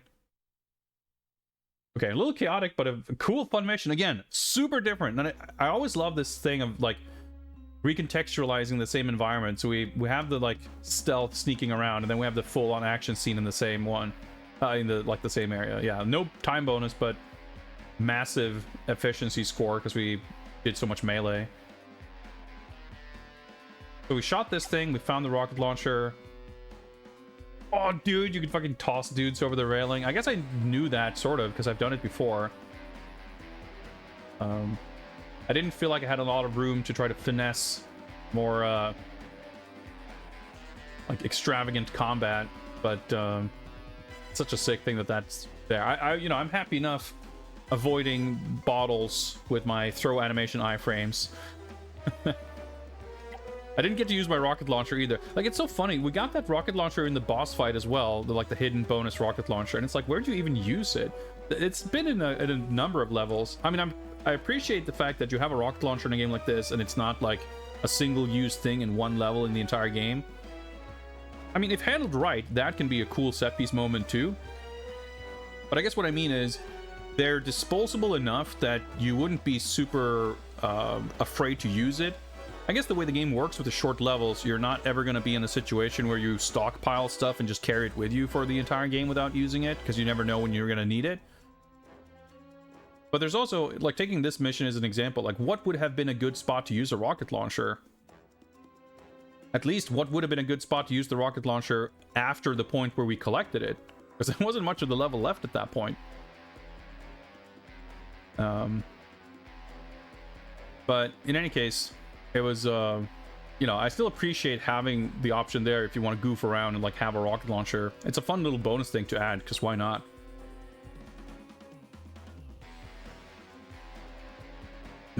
I think we got a gold, actually. It looks like we got a pretty sick score there. 376,000.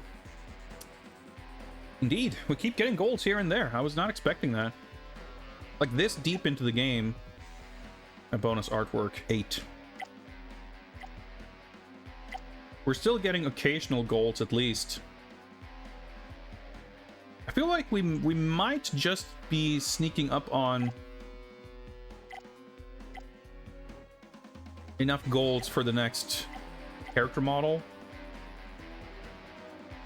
Who knows if we can figure out what any of that is, but sometimes you just want to let off some steam blowing up bad guys. Yeah, like, I think it's cool that they're, bonus rocket launchers are, I think, to be encouraged. And it's not the game's fault that I'm afraid to use them, because I've been, like, conditioned, not by this game, but just by games in general, to feel like if there's a rocket launcher being given me, I wouldn't be given a rocket launcher if there wasn't a specific purpose for it. And by extension, I'm putting myself in a bad situation by wasting it. But that's clearly not the case here. It's funny though, it's that there doesn't really, like, even if it's frivolous, even if it's not obviously necessary, and even if it's not something that's going to cause me trouble by doing it wrong, there still isn't, like, immediate, like, oh man, I wish I had a rocket launcher for this kind of moment. But hey, I appreciate it nevertheless. I mean, the crowbar was nice. We got 2 armors as well. All right. Let's throw. I mean, if I play this mission again, I'd sure make a strong attempt at finding opportunities for it. Yeah, we haven't even begun looking at, like, platinums. It's funny, we still have not gotten a single silver. A bunch of golds and bronzes. No silvers. But in order to go for the platinum, you have to beat the level on... No, you have to get the gold first. That's right. So even if you play it on 00 Agent and clear a level flawlessly first try, you will not be you'll not be able to get more than gold. So you kind of have to redo it, which is an interesting way. It's kind of similar actually in Nightfire, where you don't have to get gold before you can get platinum, but you have to beat the level once before you can try to get the platinum. But with levels this short and varied and fun and cool, like, replaying levels is not a concern. It's not a problem. And wouldn't you know it? Like, motorcycle, briefing, stealth mission, race, action mission, and then more driving. Sick motorcycle too. I'm excited. All right, let's see what we got in store for us here.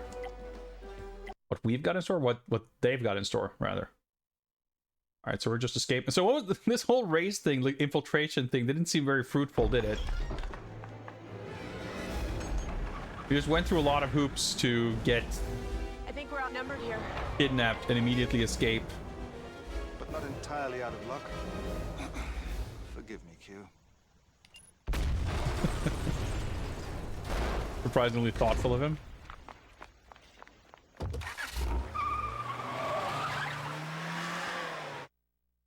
All right, okay, I guess we're driving this one first. No, John Cleese graduated to Q at some point between... Oh, dude. What? That's the wrong... Wait, how do I... Fuck. I forgot the controls. I'm unsure if he was Q in Die Another Day.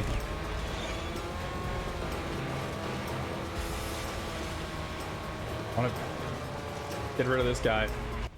So far, so good, 007. But that's not an armored vehicle. You'll have to avoid those patrols if you expect to deliver Miss Saint-Germain home in one piece. Careful, James! Hell yeah. Where am I taking her? Up here? Yep.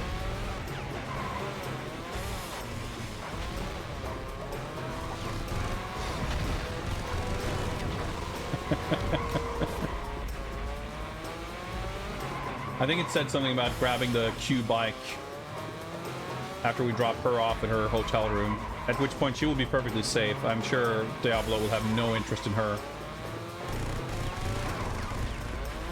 Right.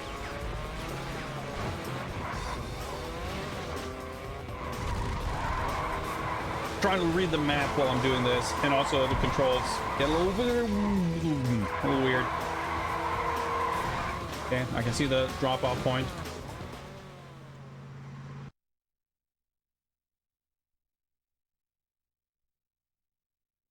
That's fucking sick, though.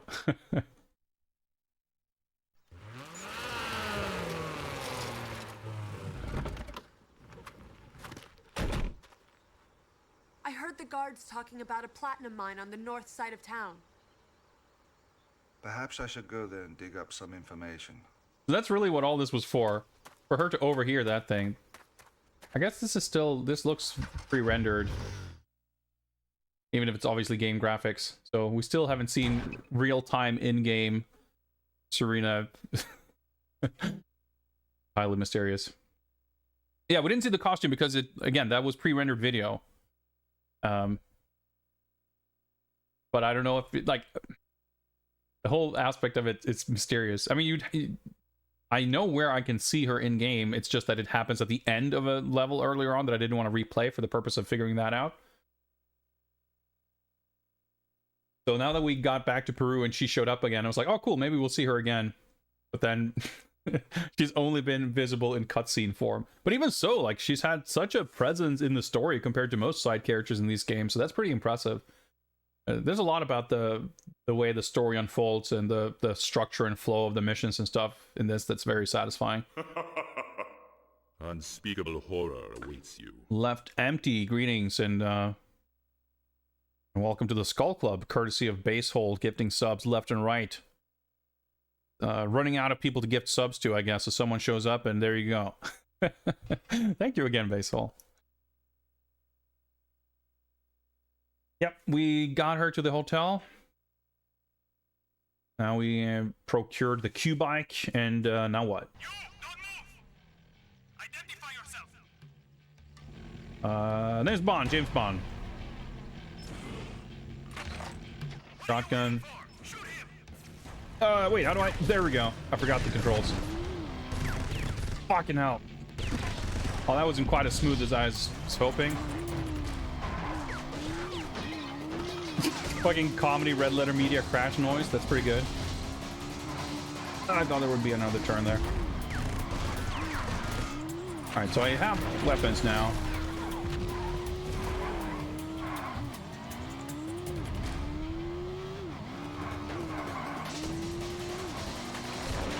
Dude, the shotgun actually works on these guys, unlike the highway level. Fuck do I go?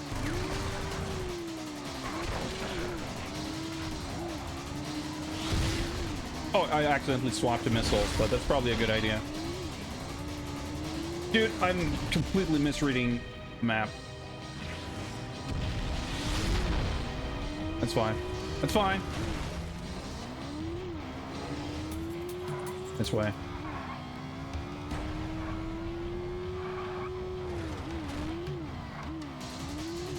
Driving missions are, like, shockingly actually really cool.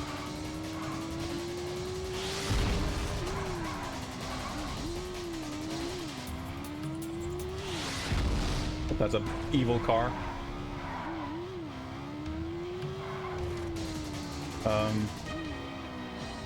Anything supposed to happen there? I need to stop. Is it Crazy Taxi? I gotta... There we go. The route to the mine appears blocked. Be resourceful, 007, and see if you can find an alternate way in. Was I expected to come there from the other way? I don't know.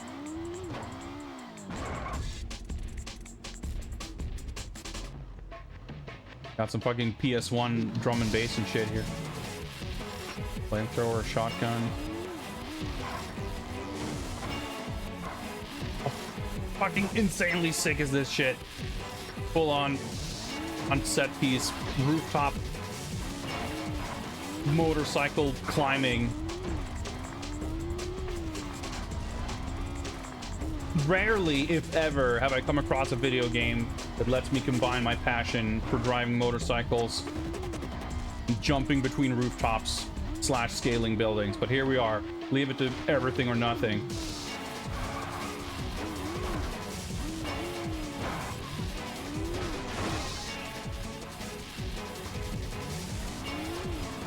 I'm not sure how this is going to take us into the mines, but it's fucking sick. Is this it?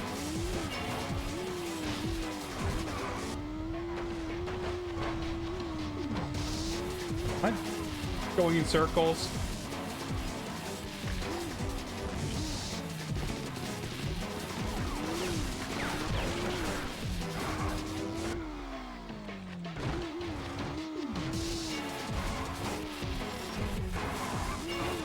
I'm like overwhelmed by the insanity and coolness of this shit. It's like one of my Japanese animes.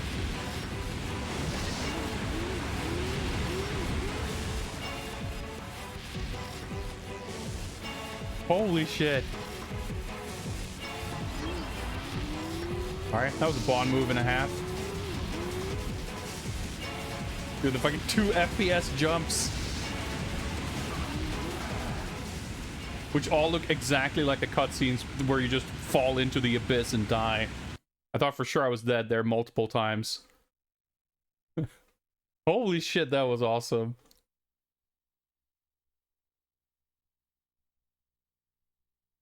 And the game seemed to be very generous with making some of those rooftop jumps, because it definitely did not seem like I quite nailed what I was supposed to do there.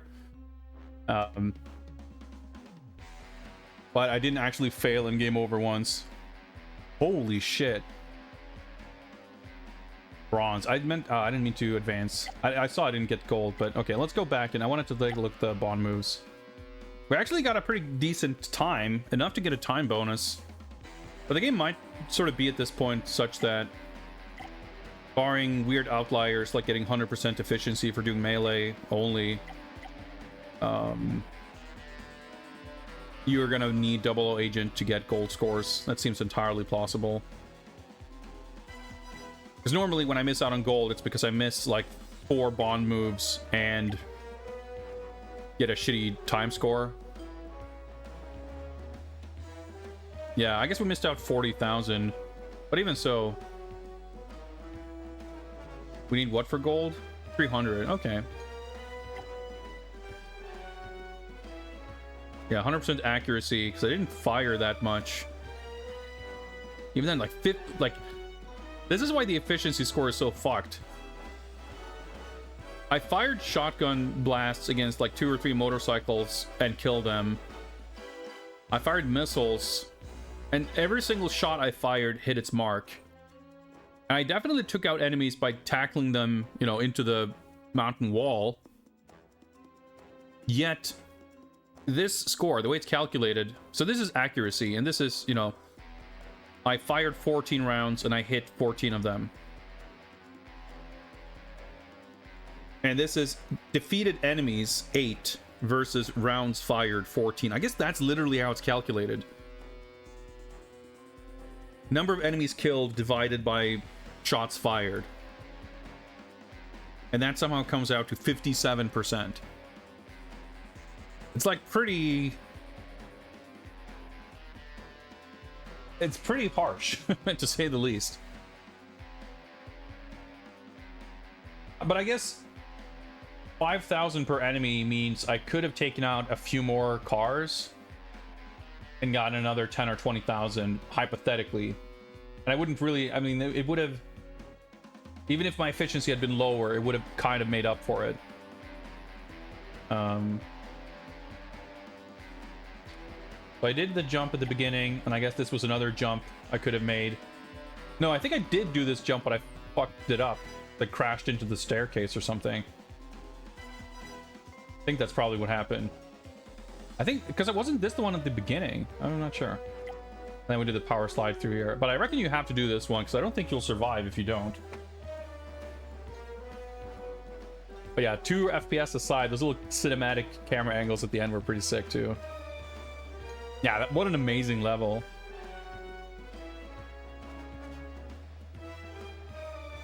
Gun effectiveness. Yeah, I mean, from what I can tell, the translation is pretty straightforward. The EA, in my estimation, typically have pretty decent localizations.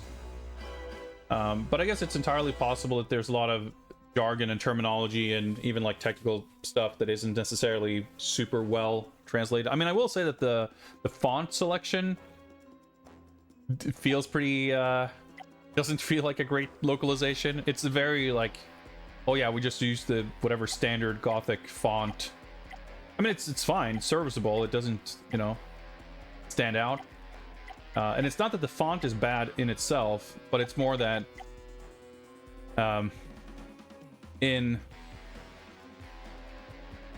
anytime you see, not specifically localizations, but like someone who isn't used to or familiar with like Japanese typography and have like no frame of reference for Japanese fonts, you can usually kind of tell. I'm thinking of like graphic design type stuff, like for example, seeing people make like custom cover art for games, or even just like a shirt print design that happens to have Japanese text on it or something. This kind of font feels extremely like the, you know, the equivalent of like a Times New Roman or whatever. You just like, I type in Japanese and this is what it looks like. You don't even consider the fact that Japanese might be displayed in a different font, basically. And it is readable, and it's not a bad font, but it doesn't feel like a font that was chosen with a lot of purpose or care. And that's definitely the kind of thing where if a localization to Japanese feels like very awkward. I mean, another example is when we played Samurai Showdown yesterday, right? With the full width characters in the font, it looks like dog shit, and it's kind of that's kind of the reverse, right? When something is translated from Japanese and they don't really put effort into making the fonts make sense. What's up, Shupert? Yeah, the frame rate in this is really all over the place, especially on PS2. I mean, it's the only version I have played because I couldn't get the Xbox version running. I would not expect the Xbox version to be like head and shoulders above this in frame rate. It's probably pretty inconsistent there as well. But that's, I would say that's probably the biggest blemish on this game. The two things really that stand out to me is the frame rate and the lock-on system being a little needlessly finicky. Really wish there was a PC port of this. Yeah, I was thinking this, well, not the same thing, but similarly, like I've been wondering if there's a way to emulate this, if there are ways to play this on emulator where you can sort of circumvent or go past like frame rate limits. I think the game's locked to 30, but even if it was a rock solid 30, it would be a lot better than this.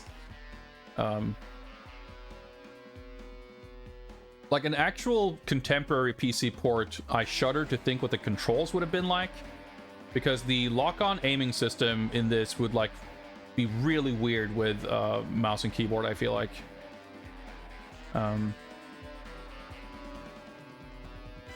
And in 2004, I wouldn't trust it to have good controller support either.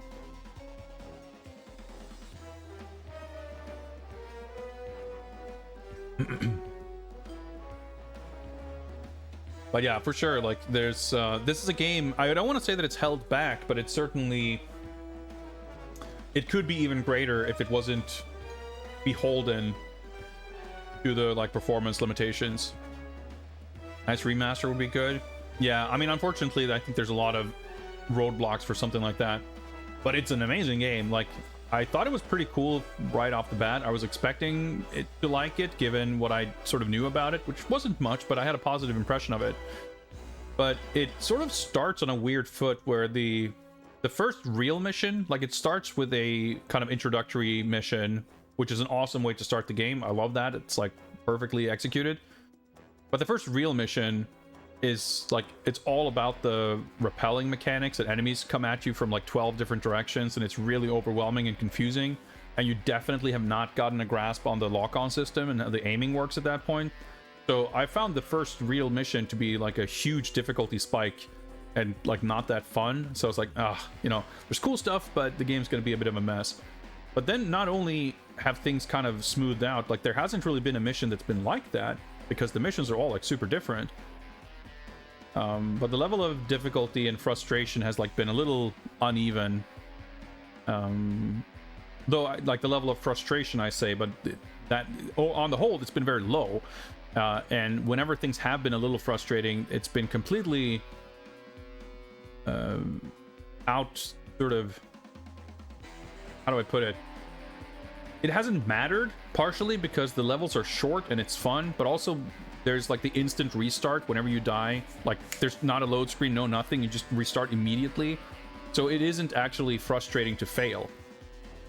Like, when parts are frustrating, it's more about not understanding what the game wants of you or how something is meant to work. And even the best Bond games have had a lot of moments like that, more so than this game. So it's still like not bad in comparison, so to speak, on any of those fronts. But yeah, I mean, I think not only is this game really excellent, and it would be awesome to be able to play it in like crisp, high resolutions and frame rates, I also think it's like, this is the template on so many levels for how to make a Bond game. To me, this really brings in like everything that I thought was cool about a game like License to Kill or The Spy Who Loved Me on the Amiga. Both really awesome games. But obviously with a lot more resources and a lot more, you know, technical power behind it. But they're very similar in a sense. I mean, this has the whole narrative aspect as well, which didn't really exist in those games, but the variety of like every level is a totally different thing.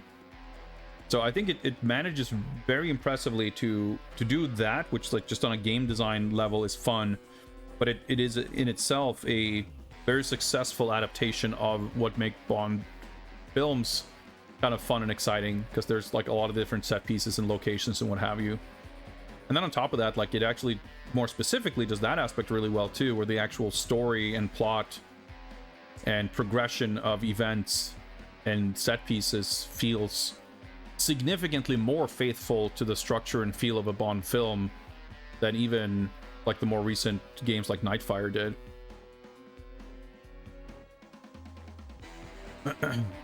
So yeah, I'm very impressed with this game. And I'm also very curious to see to what degree, if any, the handful of games after this will sort of adopt any of this. Because I want to say that I think the From Russia with Love game was made by the same developers. I could be wrong about that, but I think, because this was EA Redwood Shores, and I'm pretty sure this was at least not their only Bond game. So we'll see. But the most, setting aside mobile games and portable stuff and etc., the next console game after this one is GoldenEye Rogue Agent. And that's going to be quite the dip in quality, which I don't exactly look forward to. But I'm enjoying this one while we're, you know, while we're here at least.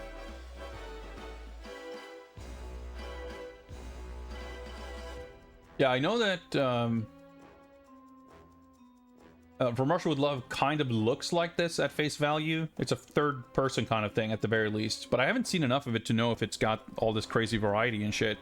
I assume it probably has some driving in it, but I don't know more than that. GoldenEye Rogue Agent is a first-person shooter that I have that game, and we played it very briefly when I first got it a couple of years ago, and I played through like half the first level, and it was already a tedious slog. So, who knows? But let's not dwell on that. Let's focus on what's at hand. So interestingly, I guess we're facing off with Heidi Klum here, maybe going into this. So I'm trying to like compare this to the GBA game. The GBA game of Everything or Nothing is interesting because it has like many of the same characters and some of the very, very broad beats of the story, but it plays out extremely differently. But in that game, you go to Peru and you go into this mine. Actually, I don't think there's a mine even. There's like this facility that's constructed inside the ruins of a Mayan pyramid or something. But you penetrate this facility underground, and then I forget exactly, because I think you're in that facility and that's where you face off against Diavolo, Willem Dafoe. And then I think after that, the very final level is in Moscow, and you drive a car and fight a tank. So that makes me, I don't want to say concerned, but it makes me wonder if like, are we wrapping up all of that this quickly with this thing here and then the tank after? I mean, that sure looks like the Kremlin, that next thumbnail. I don't mind it. I'm just like, given we've spent all these levels, I mean, I guess, yeah, 4 levels in Peru. Well, those 4 levels have gone by pretty quickly, I just realized. And then we have this, and then, well, we might be very close to the end. So burnt out on Bond games after the microcomputer era. Never even bothered to acknowledge they existed since. That's why your project is so interesting to me. There's been a really, like, I think Bond is a super fun subject matter for a project like this, because it's got this nice spread chronologically, but also has like a very different selection of types of games. Some of that comes from the sort of technological advancement, some of which comes with the subject matter, some of which comes from kind of game design trends. But yeah, I think projects like these are fun, especially if they cover a lot of ground.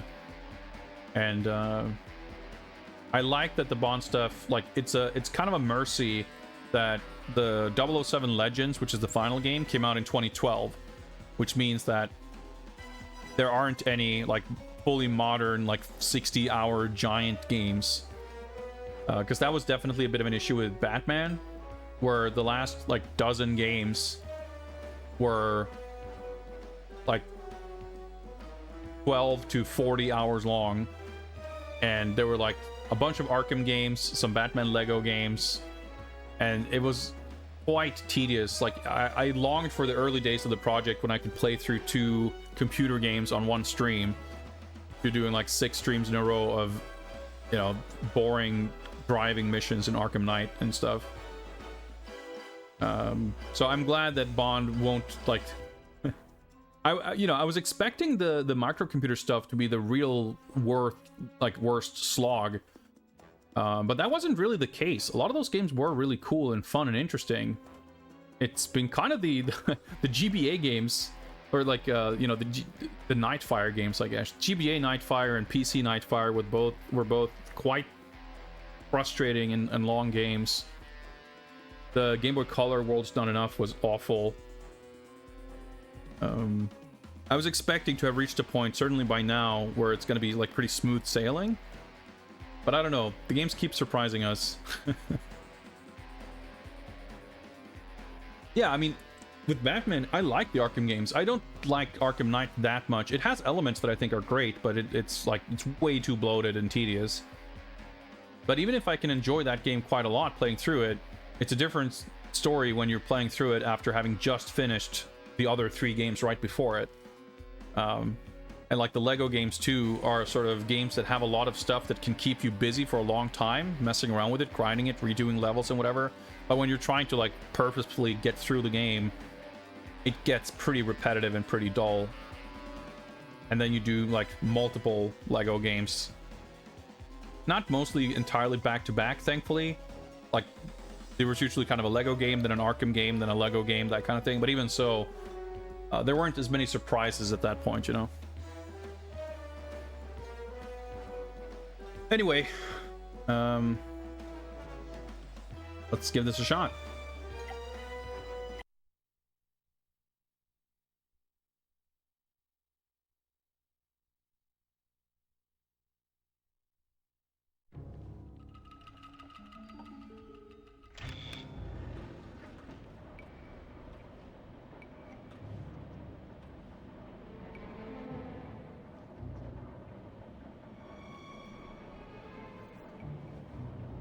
I'm disappointed.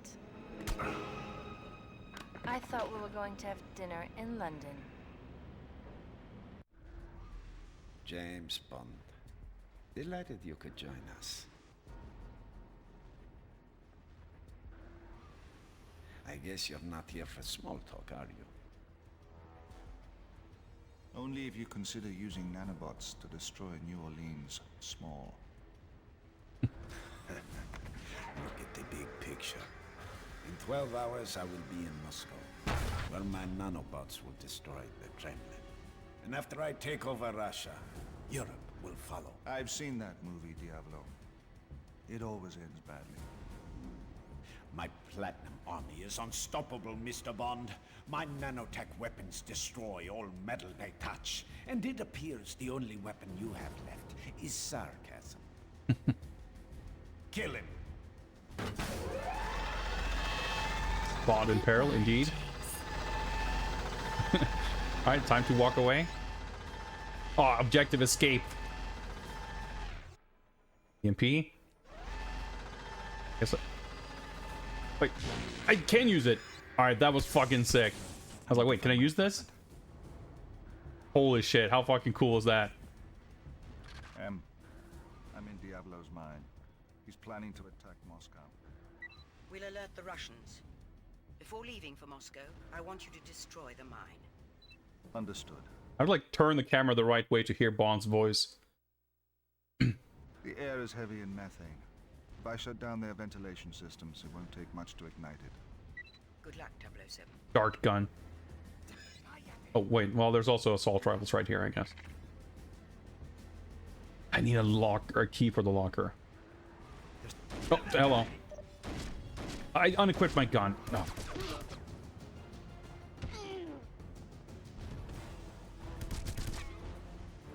What?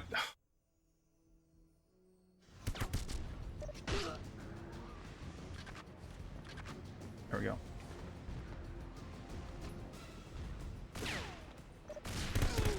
But, like, you press the punch button and you start unholstering the gun.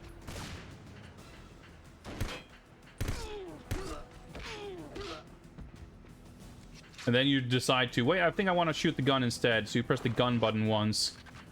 And you start like, it's just a little... I don't like that part. Wait. Oh, never mind. I was like, wait, I got locked down? Alright, there's my key. Should even the odds. Oh, I got a Q spider. Oh, wait, sniper. Okay, interesting.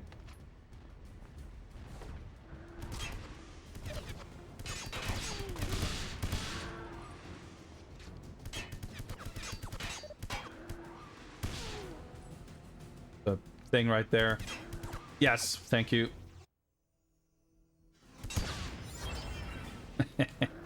Got him. So fucking satisfying. Get a Bond move for that shit too. Wait, what are we doing? All right, I recovered my equipment. Destroyed 2 gears.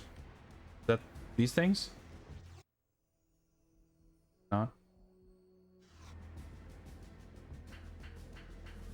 Yeah, so one thing that I do find a little bit odd, like, you know, it's kind of an extension of what I saw looking at the mission select, where it's like the escalation of Willem Dafoe showing up and being like, yeah, we're gonna invade Moscow, we're gonna take over the world, and you kind of like, huh, I felt somewhat. I mean, yeah, we had the big thing in New Orleans, but maybe it's just because I haven't been playing it in one sitting. But it sort of feels like we've been missing. There's a chunk where he should have been more present on screen, and we should have been more clued into the specifics of his plan, so that we could get a clearer idea of what's at stake. Like, yeah, we had the briefing scene where they, excuse me, where they talk about the nanobots and they can destroy anything, and I mean that's great, that's important. But when he just announces to Bond, like, all right, I'm gonna lock you up in these shackles, and I'm gonna drill into your chest, and I'm gonna head on, I'm gonna catch a flight to Moscow and take over the world. That transition, it just like feels a little bit sudden, and I guess that's also because of this whole Peru sort of chapter has kind of been Bond just sort of bumbling around, very coincidentally finding himself moving in the right direction towards any of his objectives. And even then, at the end of the day, he still got captured. Like, I guess maybe if I had been caught earlier on, they wouldn't have brought me all the way over here, but truthfully, since we left MI6 in Scotland, what did we really achieve by our own hand? Like, we infiltrated the mansion and killed some dudes so that we could steal a driver's jumpsuit so that we can compete in a race, win it, get invited to dinner, show up for dinner, only to be immediately apprehended, like literally outside the front door, shoot our way out, leave the way we came, by happenstance having our babe tell us that, like, oh yeah, someone mentioned something about a platinum mine, and Bond goes, fine, I guess I'll drive there. And here we are. The plot is all or nothing. Sure is. I just think that exacerbates the issue a little bit, where it feels like Bond is sort of catching up at best. And we're still kind of playing catch up here a little bit. I mean, it's fine for it to be like dramatic. It's like, holy shit, we need to do this. Like, the bad guys are one step ahead. But for most of the time recently of them having been ahead, we haven't really had a sense of where they are, what they're doing, and I don't know. That part's like a little bit flimsy, but it's not a big complaint. It's just a little funny.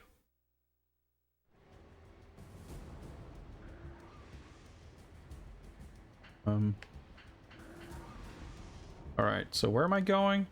So just to double check, that doesn't... Things being highlighted there.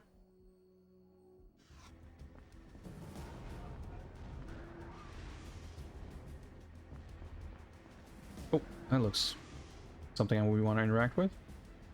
All the elevator, I see. How much you want to bet there's guys in it? Right, where's the elevator? Well, there's guys there at least.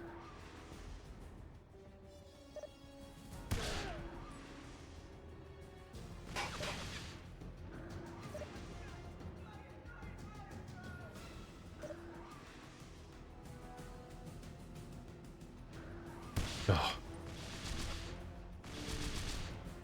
Can't lock on. There we go.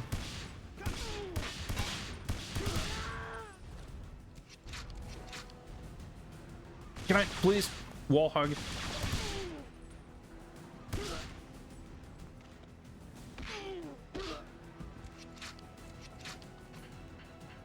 Oh, was that the... Is this the elevator? Yeah.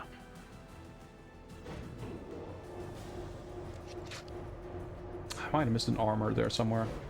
Oh, my capture just blacked out.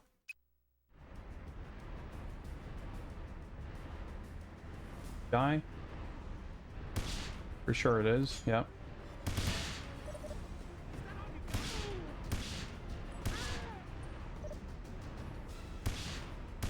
Wait, I have a sniper rifle.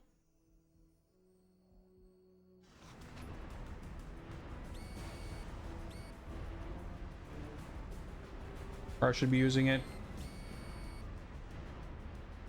Oh my god, and there's like a half-second delay.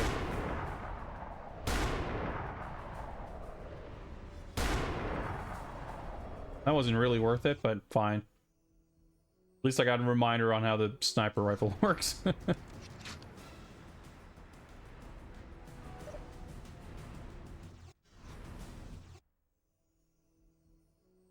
Oh, shoot that.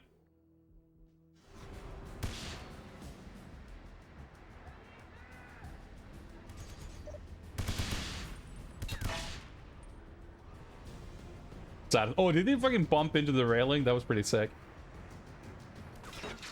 Yeah, I thought I would want to press that switch. This is like a really satisfying layout. The geography of this location is pretty cool.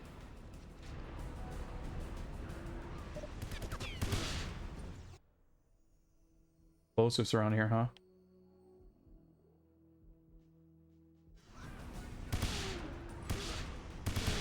Bond sense mode where you zoom in on shit is pretty sick too. So shoot that. Shootable. Is it like am I breaking something by doing that?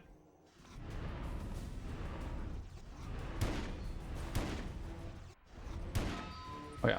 Warning, pneumatic crusher malfunction. Maintenance required. Notice they were like went from green to red. That's pretty cool. For a while, I think. Like the little sort of puzzles. Oh, hang.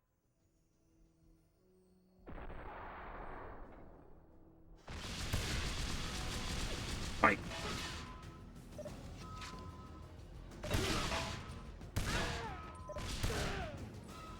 Took a lot of damage there.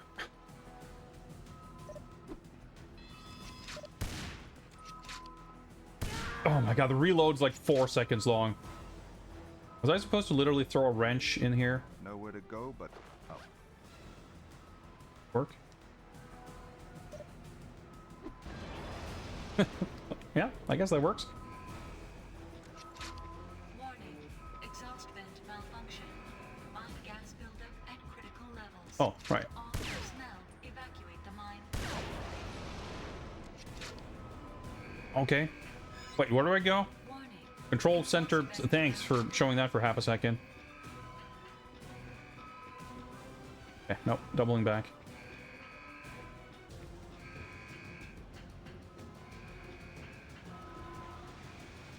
Crushers didn't resume. I guess I'm taking. Whoa! Oh yeah, right. I guess they're. I guess that conveyor belt leads somewhere.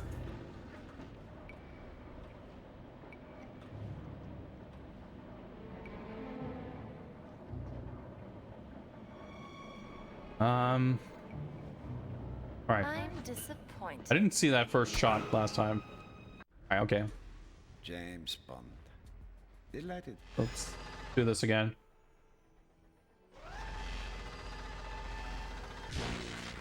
It's so fucking sick. I need to find my equipment. Dart gun. Well, we should be more effective this time around, so. Can I fucking lock on? I'm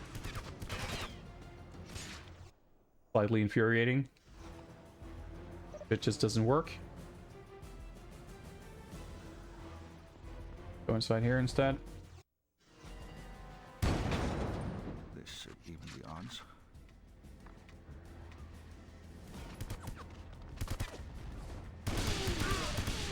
Oh my god. Started targeting those guys. I didn't think I'd, like, bought them from down here last time at all. Oh. Here, I guess.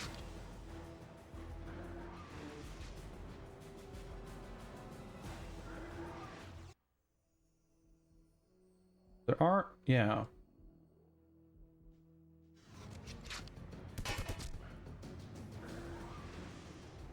Alright.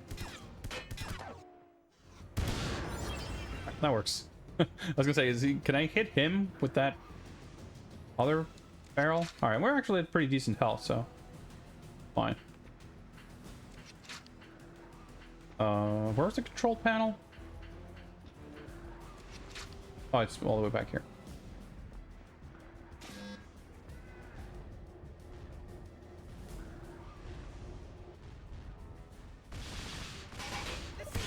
Lock on.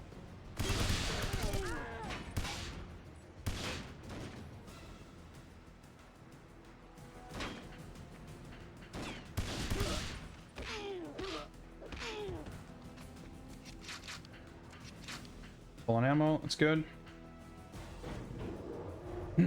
Yeah, it's I think that was a bit faster. Yeah, so the way it works is if I tap left or right on the D-pad, I go into bond sense mode, and I can highlight, and it'll tell me like what kind of enemy it is, what state they're in. Kogetsu, he's in the middle of attacking. And if I find like interactive things, they will be highlighted as well. I think that was just another enemy, yeah.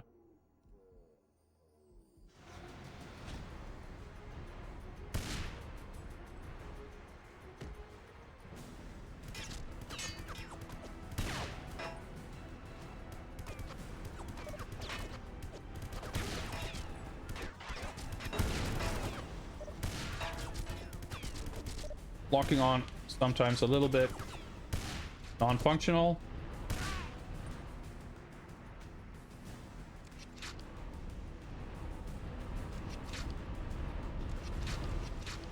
Whoa, right.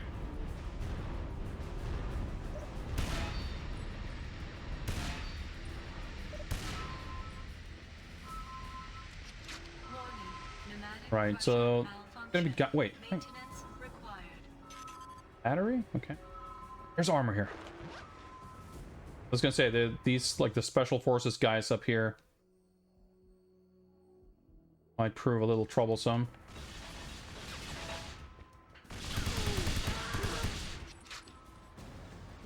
Oh my god, I noticed he didn't die.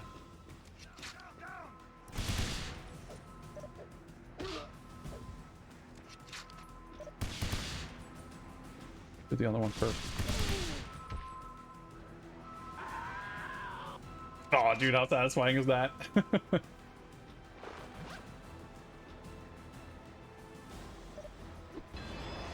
wonder if I get a bond move for destroying all these with wrenches. Warning. Exhaust vent malfunction. Mine gas buildup and critical It's not. levels. All personnel evacuate. Okay, let's do that.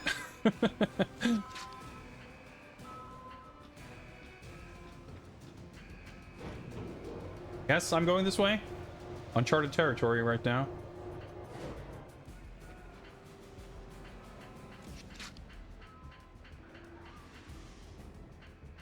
I don't recall any other like locked doors.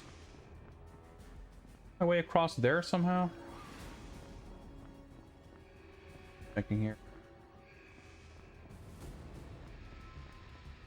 For sure I'm not going back here. Don't fall. Yeah, that's a good idea. Mine gas at saturation levels. All personnel evacuate the mine immediately. The fact that I could go back kind of suggested to me that I was... Oh, wait. Been a while. Surely. Because usually you can't drop down if there's a railing. But is there somewhere we could climb up? Oh, well, probably from up there. I probably was not meant to go back. I'm not used to rappel, because this is all like the same map, whatever. It doesn't like... It's not that weird for the game to not limit. And again, I'm not seeing any obvious places to climb.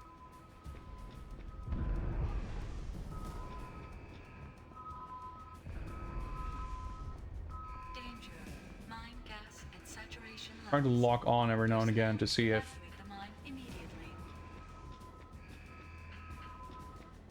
Aha. Alright, well that's 2 minutes wasted. Should have trusted the game to have good level design.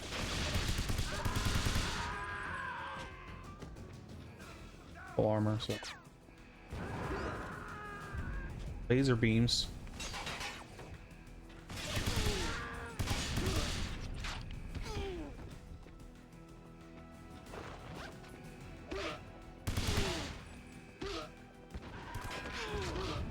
Getting close time-wise, I guess, but I guess I don't know what close is because I don't know where we're going or anything.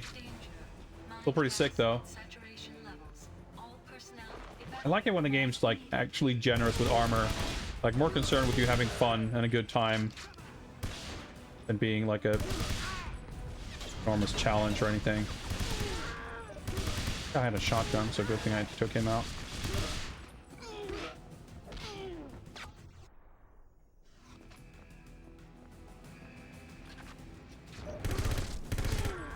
Alright, probably supposed to, like...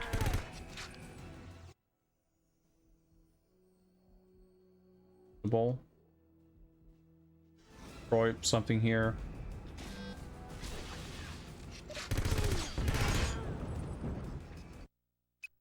Pause. Escape before shit explodes. I see. I'm guessing I don't go through here. Unless I can disable that somehow.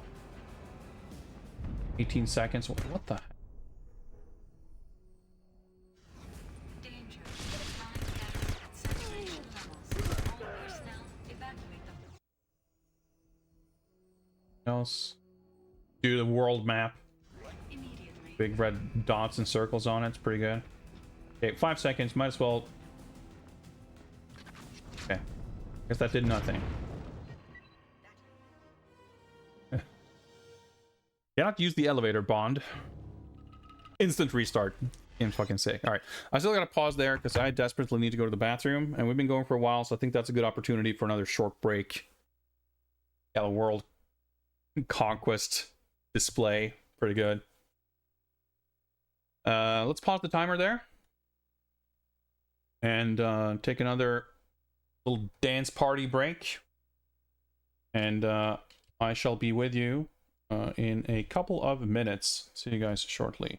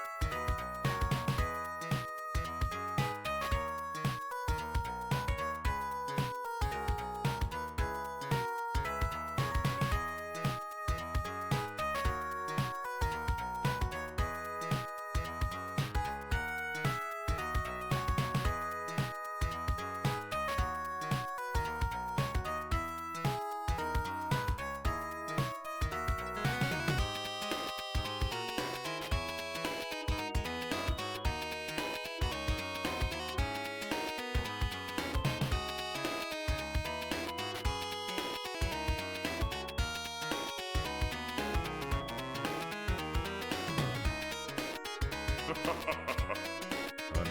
horror awaits you.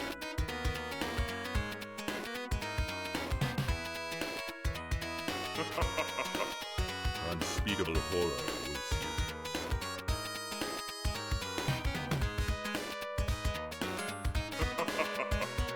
Unspeakable horror awaits you.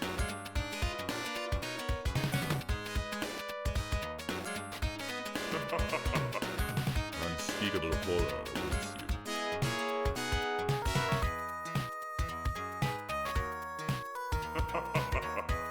Unspeakable horror awaits you.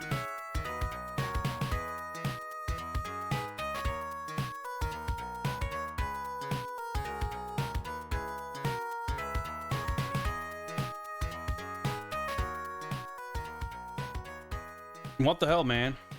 I turn my back for 2 minutes. Base hole starts gifting subs again. I'm supposed to stream under these conditions. Jokes aside, thank you very, very much, Base hole. I'm once again at a loss for words. That is an astounding level of generosity you are displaying, and I am very, very grateful. Welcome and welcome back, new and returning members to the Skull Club.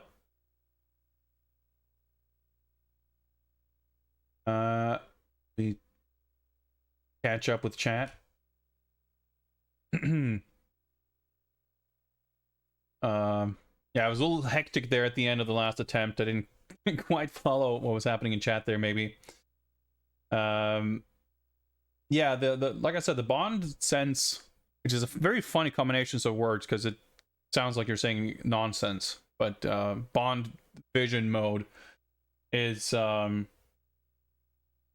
it's not exactly the same kind of thing as like the Assassin's Creed, Batman, Hitman vision, but it's obviously not entirely separate either. It's like sort of a similar idea, but the execution of it becomes kind of different because it's partially like the way it works here is that it is also your inventory screen, as well as it's both a kind of highlighting kind of puzzle elements and interactive stuff, but it also lets you kind of analyze enemies, and you can kind of use it to slow things down to lock onto and target enemies if things are getting pretty hectic.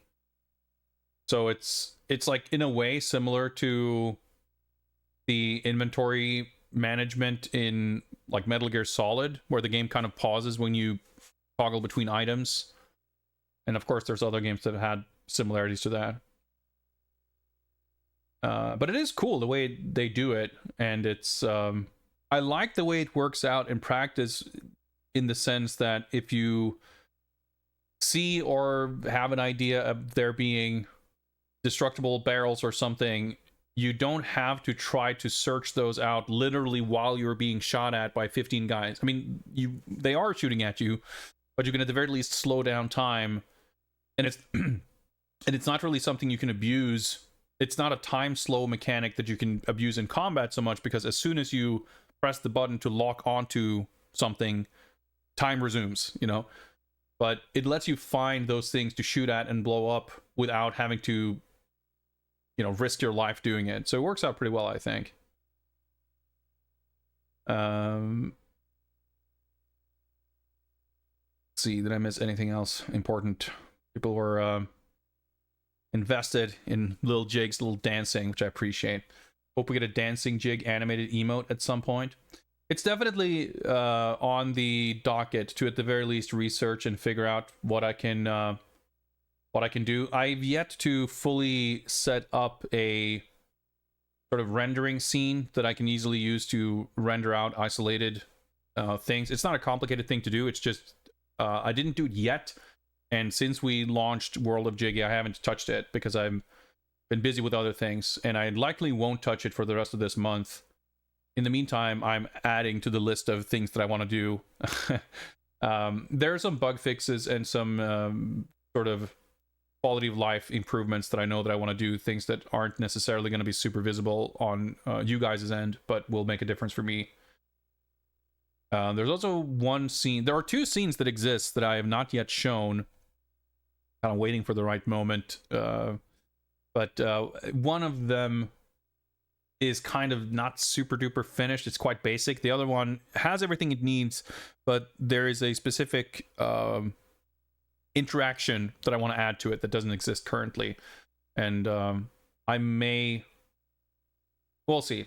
I was going to say I may choose to hold off on starting to use that scene until I have that interaction in place, but I might not. We'll see. And then there's like the extended list of shit I want to make that's like I haven't started yet. But we'll see. I think the next thing, as far as the software itself, the next scene that I want to create basically is going to be something that we can create a minigame out of. So I can create like an interactive minigame, whether it will be direct interaction from chat or whether it will simply be something that you guys can predict and bet on. That remains to be seen. But I have an idea what I want to make, and that's probably something I'll put together over the summer at least. But there's more emotes and stuff. I want to make new visuals for alerts. So I'm gonna need to get that like rendering scene set up sooner rather than later anyway. And we'll see. I always struggle a little bit with emotes because there's always like readability is key. And I always underestimate just how tiny those little emotes are and how difficult it might be to fit something in there. But I'll definitely give it a shot with the animations I have, how well it's gonna work. I do have a few open emote slots still, but we're likely going to retire some of the older emotes that no one ever uses also. I definitely want to add more emotes. That's without a doubt something I want to do. And by all means, if people have suggestions or ideas or emotes that like you want to see, do let me know. If you're on my Discord, there's now a channel for World of Jiggy, which is where I post some behind the scenes stuff, and I will be posting probably some work in progress updates eventually. But if you guys have suggestions, there's even been a little bit of fan art in there. That's a great spot for that kind of stuff. So since I remember it, and I'm terrible at doing this, let me for once do a little bit of shilling and mention the link right there. If you want to take a look at that, or if you want to join for movie nights, which I haven't had one in a long time. So I think Die Another Day was the most recent one, and I'm itching to do another movie night, so that might happen soon. Anyway, why don't we try this mission again and see if we can do better. Been using the RIP recently. Yeah, I like it a lot. I'm happy with it because it's actually it's more custom made than you might expect. It's not actually ripped from the game. It's like mostly based on the Master System version, but like redrawn to more closely resemble the DOS version. But yes, I'm always a fan of anyone playing and streaming Prince of Persia. Whenever they do, it's a good emote to bring out.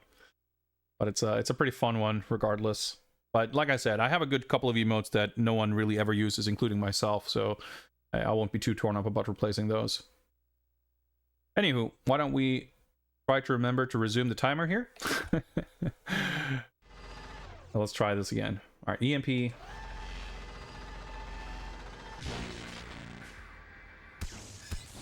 need to find my equipment. Luckily, they left that one. They took all of my other equipment, but not the EMP. Hey, what are you doing? Dude, the lock-on actually worked. How about that?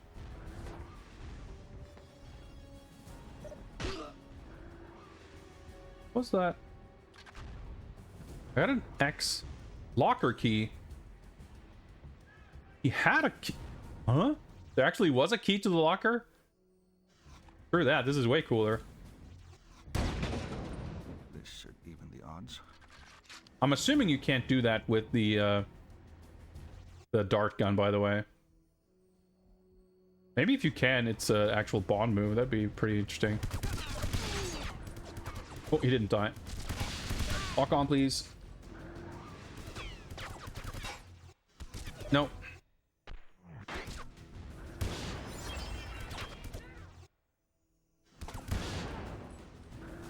Dude, sending the guys flying is so fucking satisfying.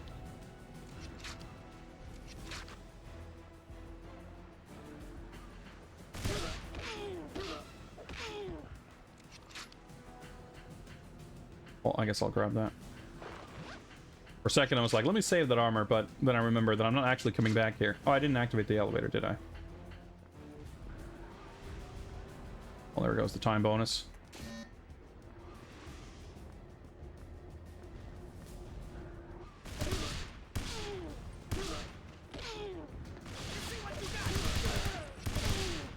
Oh, actually killed him.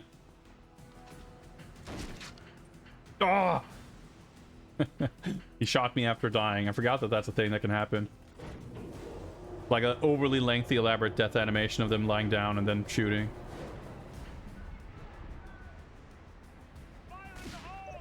Holy shit. Throwing grenades and shit.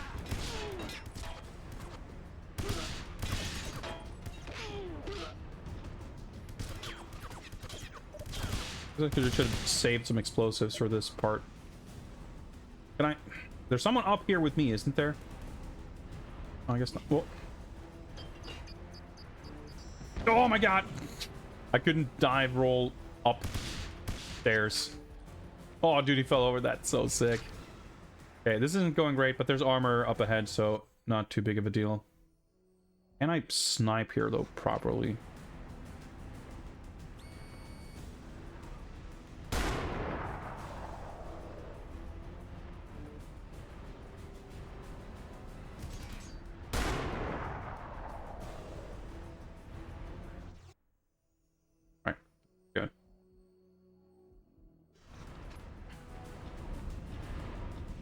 Oh, that's right.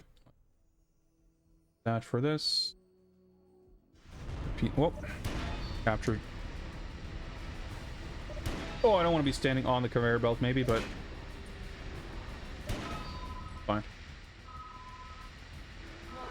Pneumatic crusher malfunction. Maintenance. And let me just keeps blacking out. This to just kind of refresh the capture. I'd like to imagine that helps at least.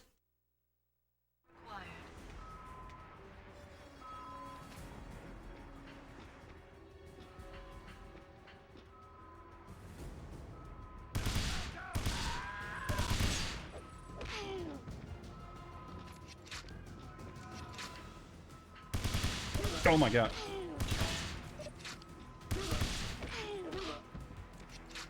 Alright. That was a little dicey, but it worked out.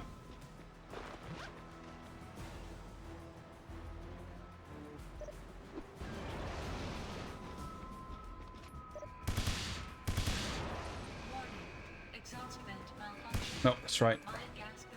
Button combination for switching to gadgets. Very awkward, but we got there. Alright, we're about 2 minutes ahead over last time.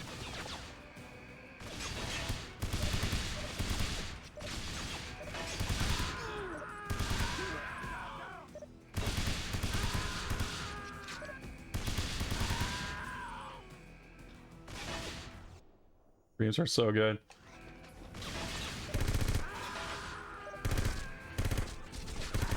My weapon efficiency rating is going to go down the drain.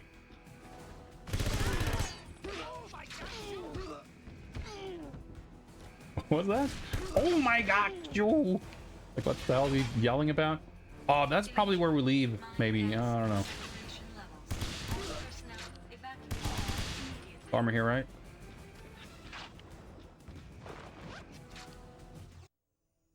Slow down a little bit, see what we got for ammo. 18. Okay, that's our best bet, probably. Yeah, that's actually full ammo, even. That's right, the Desert Eagle has like a fire rate of 1 shot every fucking 4 seconds.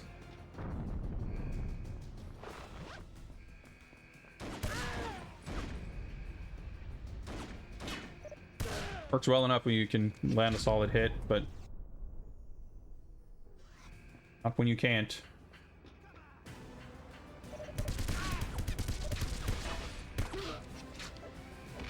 I just whiffed.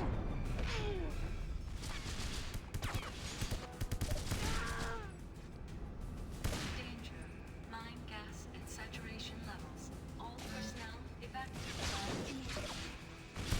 Lock on. Oh my god, that got me killed basically because I whiffed. The lock on didn't take, so my first shot missed.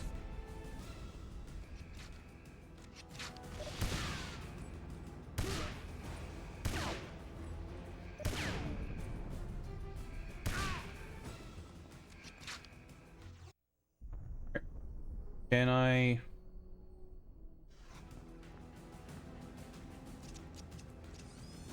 Is this how I get this?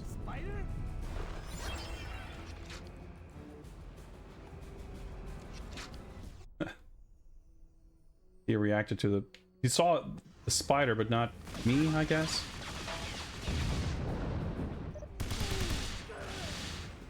Oh, the dramatic death. Okay, ammo.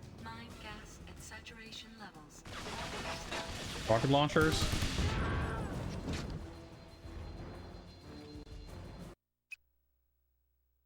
I'm blacked out again. Okay, so the elevator doesn't... If I go back...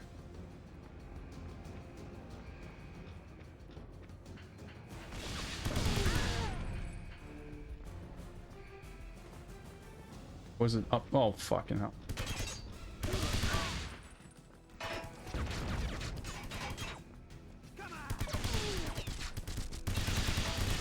Can I? Oh my fucking Jesus Christ.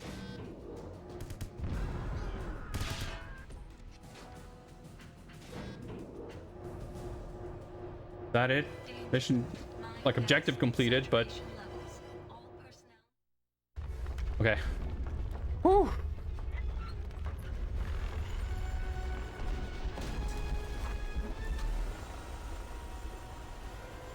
Who's flying that? Alright, cool. Of course. Thanks for the lift. I can take over from here. Where are we going? Ever been to Moscow? I can't believe we made it out there after that shameful display at the very end there. Holy crap. That was a sick level though. 276,000. 2 out of 3 bond moves, not bad. What did we miss? Oh, there's another spider move through the laser grid somewhere. Yeah, that last stretch was a little... Yeah, I wasn't really sure. Okay, we exploded the guy. I like that there's like one... As long as you shoot any one of those explosive things and knock a dude over the railing, it doesn't really matter which guy or which explosive thing. I appreciate that it's not like overly awkwardly specific.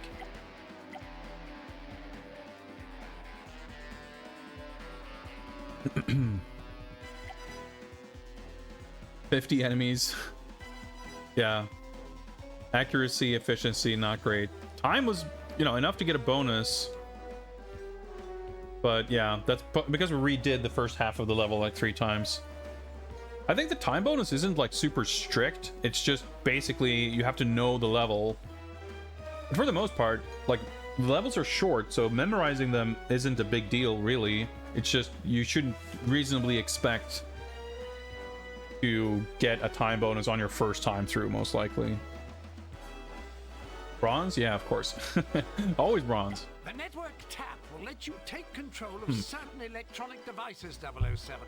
Shoot the device that you want to control with a network tap dart, and then use the device against your enemies. So when you get these kind of gadget upgrade things announced by Q, they are sort of added to your permanent inventory, it seems. Meaning, if you go back to play previous levels, you would have access to this device. And that immediately begs the question, where could I have used this? Not on this level, I mean, but just in general. It's really not clear to me where there would have been devices that I could hack. Assuming that's even the case. You know, maybe this is something that we're specifically using in the final level. I don't know. If this is the final level. Seems like it might be.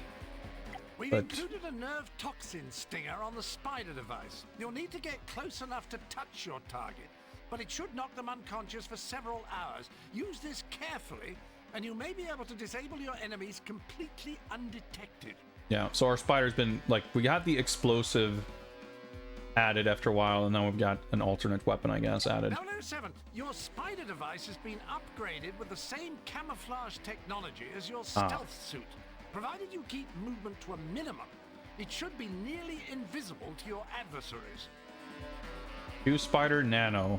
So, I mean, I guess you can use this a whole bunch more if you really want to, but I like the way that gadgets have been handled in this case for the most part, where they're reasonably useful, not as clunky to equip and cycle through as in some of the other games, but most importantly, they're very, very rarely mandatory. And it's not like the game doesn't grind to a halt because you have to awkwardly equip a gadget and use it like every so often, which is kind of a little bit of a case in some of the other games. It could certainly be streamlined further to make it easier to use them and to have them be... I like the idea of gadgets being... I mean, you have stuff like the repel, which is used frequently in many levels. Not so much recently, but we had that one case in this level where it's... like, I think when you drop down from a ledge, it's completely automatic, and that's perfect. And I think for these like vertical climbs, they could have made it so you don't have to manually equip the grapple. Like, it's context sensitive enough that they could have just had a button prompt for it. But I guess there is a degree of like wanting to leave room for discovery for the player to figure out non-obvious places where you can use it to find hidden stuff. So like, I get it. I think it's okay. But for the most part, gadgets, I think a good way to do it is like, if you figure out a way that you can use it, you can apply some kind of alternate strategy for some kind of added benefit, but you can kind of stumble through without it if you like don't need it. I'm extremely excited to see what the gadgets are going to work like in the IO interactive Bond game, because I do think while the Bond game surely will not play like Hitman, like it will be a different type of game. If the Bond game was just like Hitman, I think they are going to miss the mark badly, because it needs to have good action and stuff too. Like Hitman doesn't really, I don't know, I've played all three of the modern Hitman games quite a lot, and I've very rarely been in straight up shootouts, because I think if you're at that point, you've already kind of fucked up. And it's not really designed for like exciting, cool shootouts, let alone driving and stunts and shit, which obviously should be part of a Bond game. But the basic idea of like having these relatively small environments that are quite intricate with a lot of moving parts, and you being able to study how things work and interact, and being able to apply various tools from your toolbox of like consistent mechanics that interact with the world and with the NPCs in a predictable way, that you can set up an interesting sort of Rube Goldberg machine of, you know, cascading consequences. That is super cool, and I think should be like pretty applicable to stealth missions in a Bond game. And in that context, I think it's fun to imagine, like in Hitman, if you have like a screwdriver, if you have a lockpick, if you have a crowbar, like there are a bunch of these type of items that if you have that in your inventory, there are now a number of interactions that are available to you. And I think you could create, obviously in the movies, the gadgets are often like conspicuously specific in their use. And in games, I don't know that that works as well, because you want it to be kind of a repeatable mechanic. Like some games have had the wristwatch laser be like, this is the gadget you use to open locks and stuff, and I think that works well enough. But I'm curious, like what other gadgets could you think of to add that would be a verb added to your vocabulary that you can like use in different ways in different places, and how that would interact with that kind of setup. I think I trust them to do something cool and interesting with it, and something that isn't like clunky. Because I mean, Batman games were kind of the same way, where a lot of Batman games, the gadget was like a batarang and a grappling hook, and oftentimes that wasn't even super well handled. And then once you got to the 3D games, it was always super clunky and awkward. Like you go through you pause and go to your inventory and flip through a menu, and then you toggle into a first-person aiming mode. Like altogether, it takes like 45 seconds to throw a batarang, and it's like, oh my god, it just like doesn't work very well. And then eventually they kind of figured that, well, we can just put batarangs on a button, because you should be able to just toss out a batarang and have it hit your target you shouldn't have to awkwardly stand around and aim, because for Batman, it shouldn't, like, he wouldn't struggle that much to use his batarangs. And then basically by kind of the Arkham games, they incorporated more stuff in a reasonably smooth fashion to make it fun to use all that stuff. And then by Arkham Knight, it's like too bloated again, and it's like overly convoluted, and it's not fun again. I'm excited and hopeful to see Bond being given a similar treatment of like having the gadgets be a, not necessarily like a huge or main part of how you tackle stuff, but being able to use your wits and be creative with tools beyond only punching and shooting guns, I think has the makings of a very interesting and cool game experience. And I'm really excited to see what they do with it. In any case, let's move on. So I'm eager to see now on the mission select screen if we'll see if there's an icon after the Moscow tank thing, or if that's the last one. I reckon even if it's the last level, there could still be a thing after that for like the ending or something else, but we'll see. If there isn't, then I think it's pretty clear that this is the final mission. Alright, save completed. Well, there's something after that. Platinum War. So this could just be the introduction to the Moscow section, and there's multiple levels after this. Could be. Let's find out. 400,000 for the gold medal. That doesn't seem likely, but we shall do our best.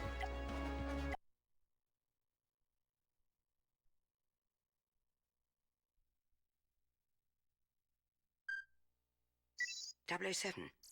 Diavolo's invaded Red Square with an army of platinum tanks and is advancing on the Kremlin. The Russian army has been mobilized, but Diavolo's nanotechnology is eating through their tanks faster than they can deploy them. You've got to find a way to stop him. I've been able to get you a new gadget in the field, 007, the Network TAP. This modified dart gun will let you take control of certain electronic devices, shoot the device that you want to control, and then use it against your enemies. Good hunting, So 007. maybe we can hack their tanks, but it's not really going to help. Well, I guess I was going to say if they shoot nano machines, maybe they can just shoot rockets as well. I don't know. Well, we'll figure it out. I feel like this invasion could have been made for a cool set piece. But no, we just get to hear about it after the fact. The platinum has made our tanks invincible. First, we take over Russia. Then we unleash our little nanobots on the world. Launch the second wave!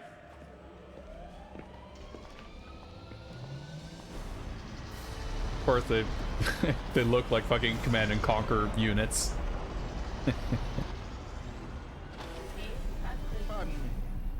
Mind if I drive?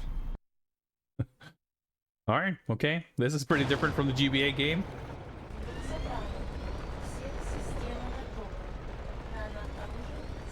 Looks pretty sweet though, with that like super shiny platinum. Bond, Diavolo plans to release a toxic gas into the Kremlin. You must beat his forces to Red Square, find the source of the gas, and neutralize it.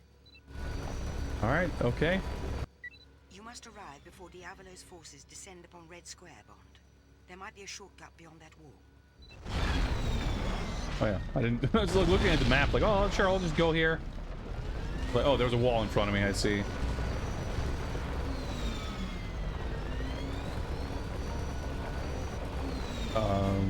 Wait, what? A lot of kanji. There was a hint I couldn't quite read. Something about the nano tank. There's an enemy among us. Oh my god. Move the What? bomb into position. Worked, I guess. Wait, I'm not heading towards this little red target thing. That's my fucking reticle. Okay, but I can maybe go this way.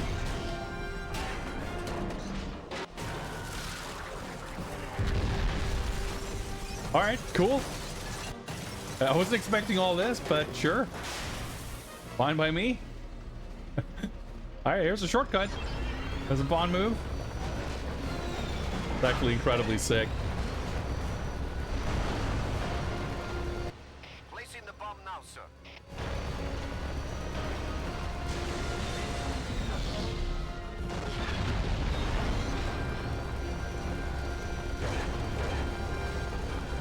It's a little unfortunate that you kind of have to put on the full screen map to see what the hell's going on.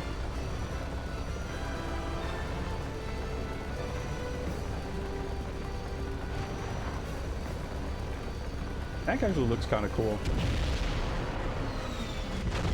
Siri, can I not drive through these?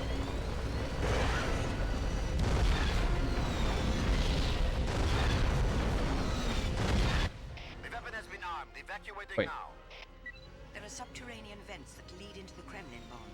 Diavolo must be planning to use them to release the poisonous gas. Get down there and eliminate the source. Okay. I'm not sure about how the way that opened, but... See, there's a left up here somewhere.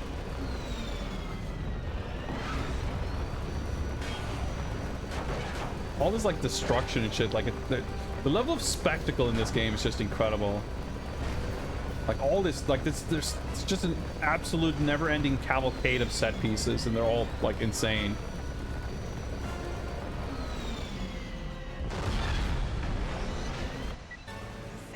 Oh yeah, I probably shouldn't have exploded that, should I? Return to MI6. I see. Okay, never mind.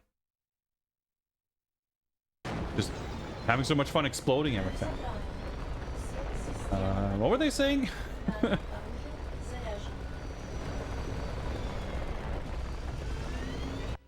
Bond, Diavolo plans to release a toxic gas into the Kremlin.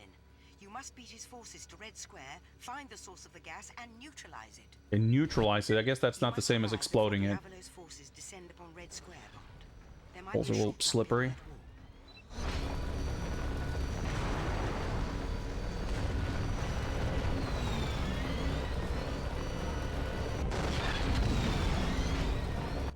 There's an enemy among us.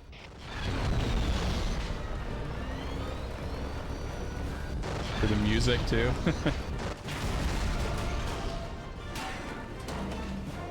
Oh, they're actually were the potent emote combos.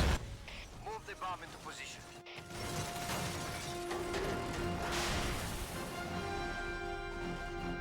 All right, well, we can cut through here. Bond move.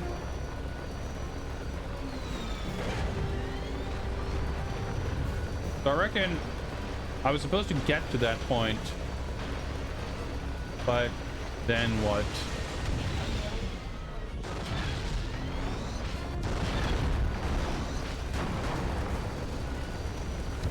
Placing the bomb now, sir.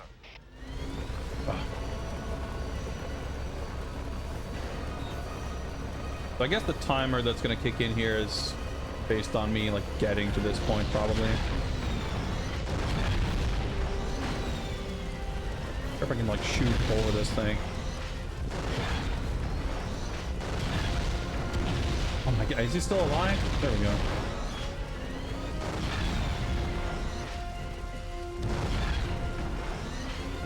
Physics involved in floating this door are a little mysterious. Timer hasn't actually... There we go.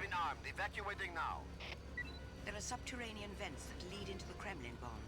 Diavolo must be planning to use them to release the poisonous gas. Get down there and eliminate the source. Eliminate the source. I'll just see if there's something here. Fine. I thought I could, like, turn the camera, but the right stick controls the turret, and it spins kind of slowly.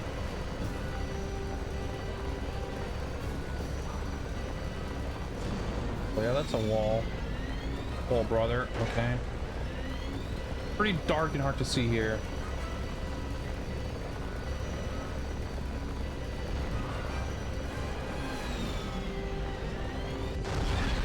Oh.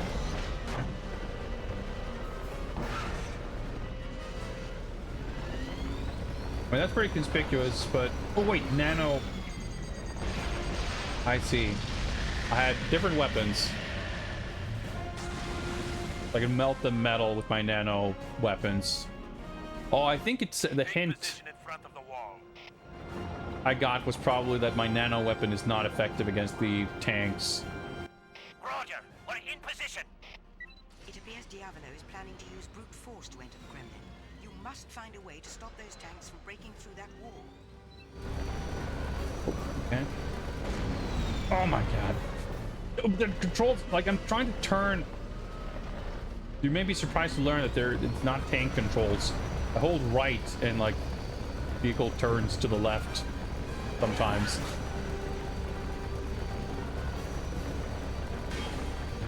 Wait, was that? Use the underground.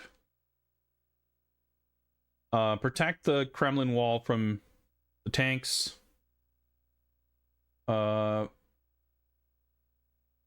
Use the underground nano explosive something? What? My nano bombs, plasma gun. Ah, I see.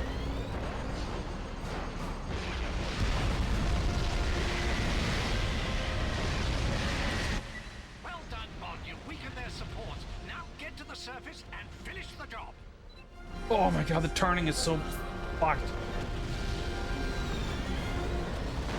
Like when you're moving forward, you know, press left to right. Turn. But if you're standing still, the turning controls are somehow extremely confusing. Behind me, isn't it?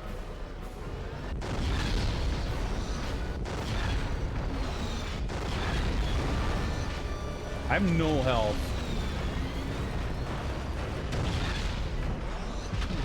Oh my god! Like, I'm trying to aim. And like trying to adjust your aim by pressing left and you start aiming to the right. Like, yeah, that's not very easy.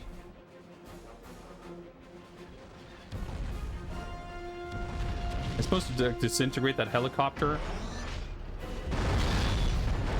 Clear that first. Guess so.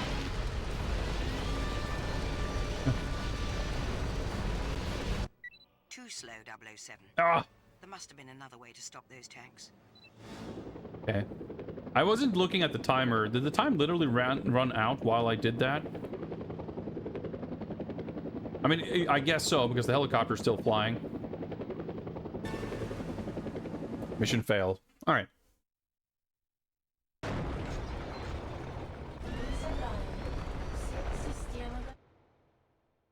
Get this. Bond, Diavolo plans to release a toxic gas into the Kremlin. You must beat his forces to Red Square, find the source of the gas, and neutralize it. You must arrive before Diavolo's forces descend upon Red Square, Bond. There might be a shortcut beyond that wall.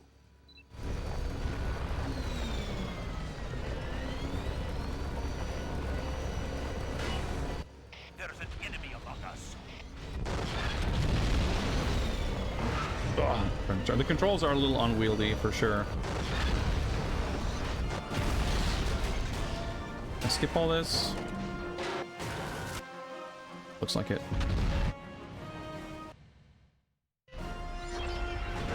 Okay. It's kind of cool, like, I can't skip it. There's a little bit of a load time there that would normally just happen during the cutscene. But it still doesn't, like, literally prevent you from skipping it, which is good and how it should be.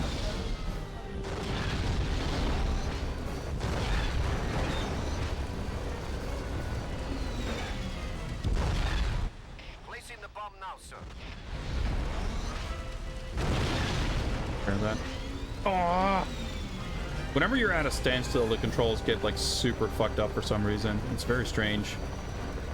Taking a wider turn here so I can more easily aim.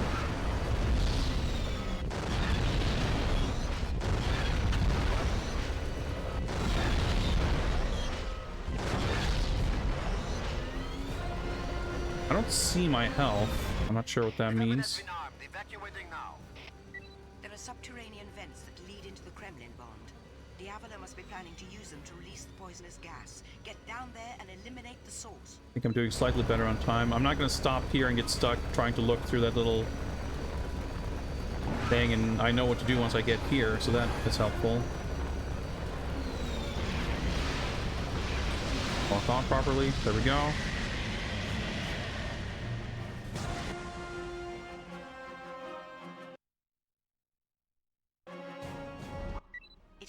Where did the music cut? Ooh, it actually literally puts me in facing the correct direction. That's nice.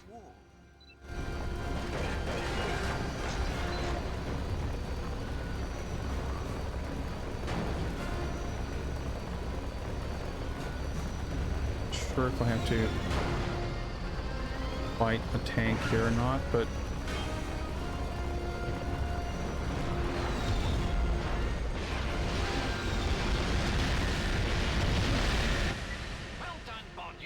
oh my Jesus Christ, why is the turning so fucked up? You literally, like, your controls are inverted when you're standing still. Like, it's no other way to describe it. And they sort of very gradually become unreversed when you start moving.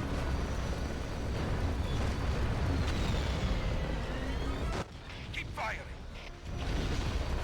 Sometimes they seem to take like way more hits. But they're oh!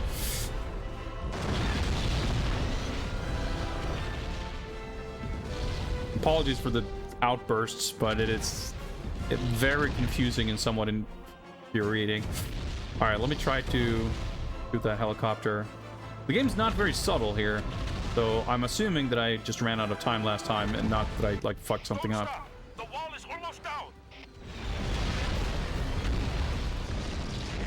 Oh yeah, that didn't happen last time. Not a platinum helicopter, is it? It's fading away.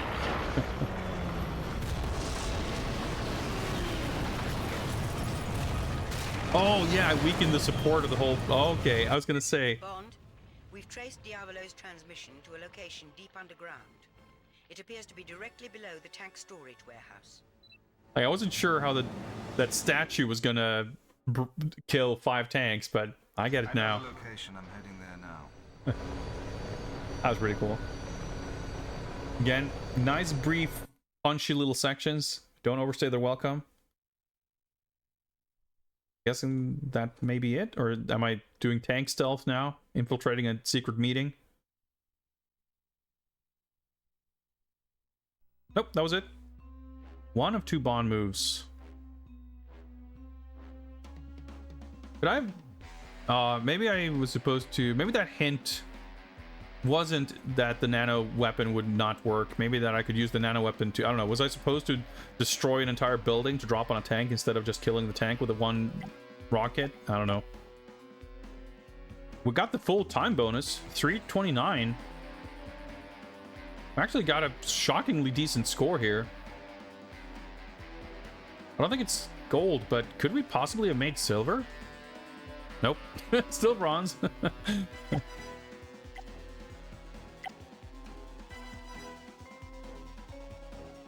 It's like I'm impressed with so many of these missions where it's like, had things been only very slightly different, it could have been so much worse. But they're actually fun. And even if they can be in times like very punishing, even, you know, the regular on-foot levels, you're very vulnerable. You take a lot of damage when you get shot, especially at close range. And you can feel when you get sort of 400,000, yeah, we weren't even close. It can feel like you're really ill-equipped. If you approach a situation from like the wrong direction or with the wrong weapon or mistime a reload or something, you can get like super destroyed very quickly, and it can very easily feel like, holy shit, how do I even do this? But then usually you try 1 or 2 more times, and if you know to watch out for something, it's like, oh, that wasn't bad at all. Like, you can relatively simply kind of circumvent that sort of issue, but it's still like, it can feel daunting, but once you give it a few tries, it's usually like, I haven't really come across a single level, I feel like, where we have to really bang our head against the wall and just brute force our way through in some, you know, tug of war against the game. Even if the first time you fuck up, you die super quickly. Easy enough, or like doable enough to kind of try again and figure things out and make progress with each attempt. All right, we still have multiple levels. I guess we're infiltrating some kind of headquarters here. more repelling, more levels after this. We weren't done yet. Yeah, I mean, now I'm thinking, are we even going to finish this? Because all 3 of the villains are still around, right? I was thinking maybe, again, I made the foolish mistake of making assumptions based on the GBA game. But I was like, maybe we take out her. Unspeakable. She's driving the tank and she's the tank boss, because that was kind of the case in that game, but not so much here. Why not? Greetings, what is up, and congrats on being gifted a sub. Basehole going strong with the endless gift subs. Thank you very, very much again. I ran out of words to thank you about 38 subs ago, I think, so I don't have much to add, but I greatly appreciate it nonetheless. Bonding is going well. We ended last stream on that motorcycle highway chase, which was like a sick mission. Little did we know that there would be another motorcycle mission that was like 10 times sicker this time around. We also did some racing, literal, actual just racing. Turned out to be like kind of pointless in the grand scheme of things in terms of the plot development, but it was still pretty fucking awesome. And we just used some tanks to destroy half of Moscow, but only half, as opposed to all of it, which is what Willem Dafoe wanted, so I guess that's still a good thing. And we're kind of heading towards the end game. I'm a little torn though, because I'm enjoying the game and I don't mind keep playing, but I have like this faint headache creeping in, which I reckon is probably dehydration, if I had to guess. And it's not too bad for me to keep playing now, but if it gets worse, it might reach a point where I'm not comfortable continuing. And I'm not sure what's like, if we can't finish tonight,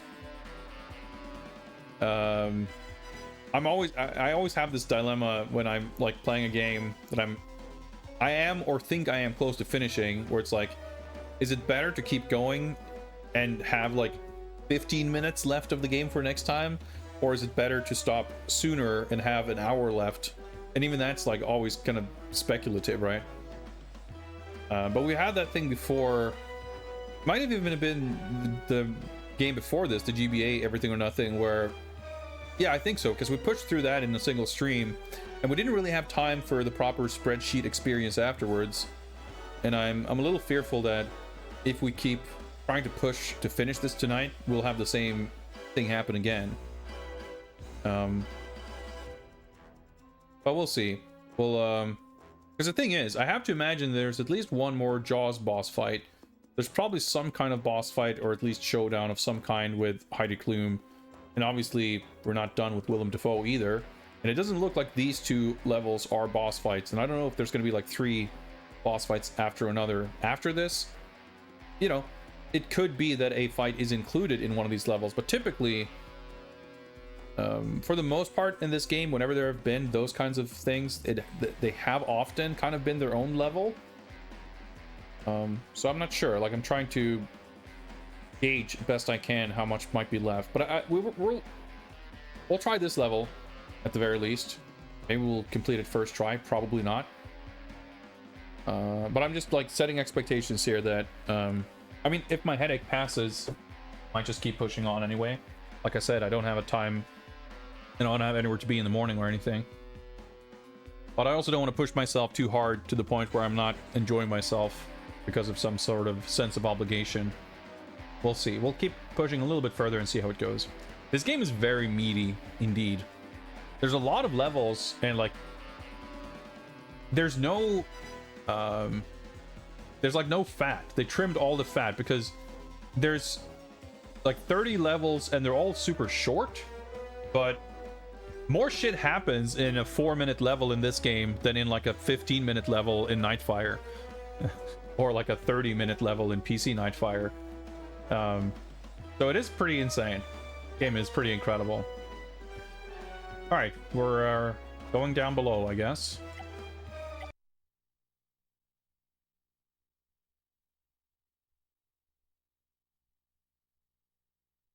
And I mean, in the 10 hours we've been playing, know anything about an underground base in the Kremlin? not too much of it has been spent like retrying and replaying the same level over and over.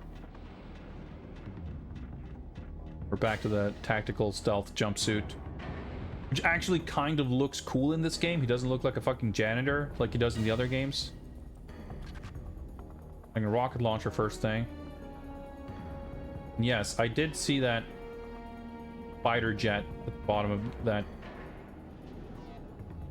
area, so... Bond, those security lasers are deadly.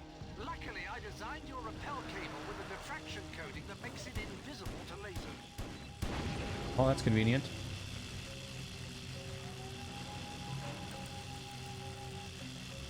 Oh!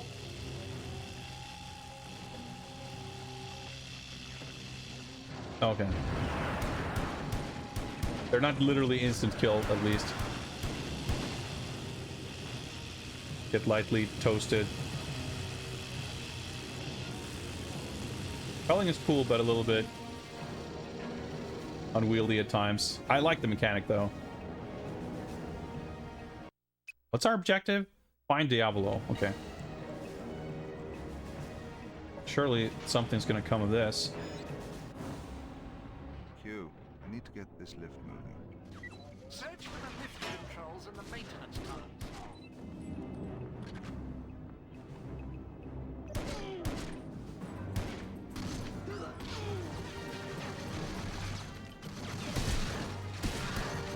Okay, I didn't realize I had a shotgun, but... What goes? Whoops.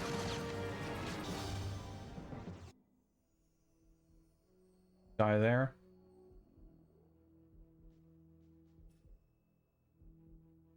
Guess we can use these.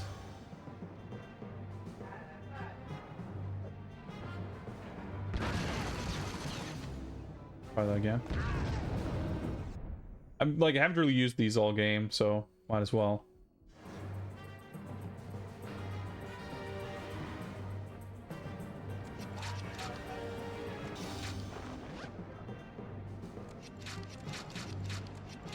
Got a shit ton of SIG ammo, it looks like.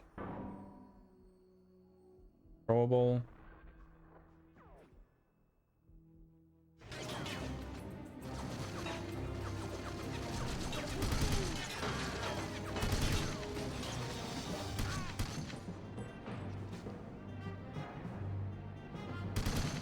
Got him. Satisfying. When it works well, the aiming system in this game is actually really awesome. One more to go, 007. Ah, okay. Yeah, it looked like we could go the other way, so that makes sense. Armor here, maybe?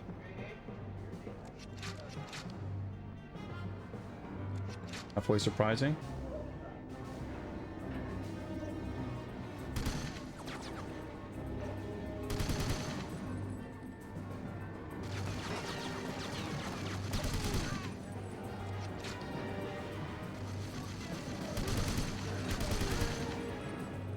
In this case, we did get the rocket launcher, but I'm... Whoa! How was that? But I'm holding off because I reckon we might have to fight a fighter jet. In which case, I might want to have a rocket launcher.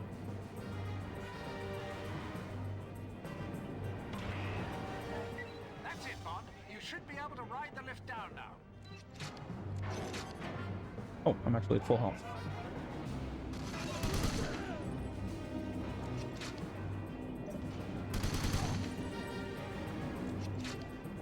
Like, if you get the aim right, weapons are actually very deadly and effective. Which is very satisfying. Oh, there he is.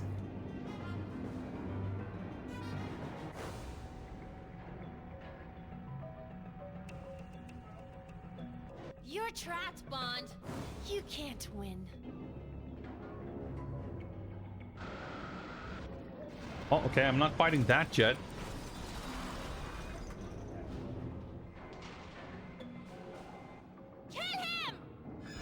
It's funny that she has like she's supposed to be Russian, right? But she sounds like American, even though she's like has Normally, like, it sounds to me like she has more of an American accent than she does, like, naturally in real life. And Willem Dafoe does his best Hollywood fake Russian.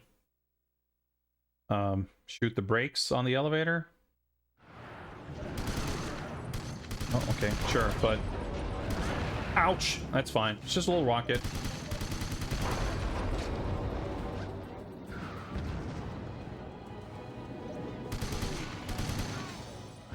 Oh my god. We start moving now? But, oh, there's 4 of them, I see. That makes sense. Probably shouldn't waste this ammo, but... Oh, cutscene. Again, like, every fucking time I expect things to be drawn out. Like, oh, moving on already. Okay. Well, not a fighter jet, but Jaws. So the thing is, he's probably a puzzle boss.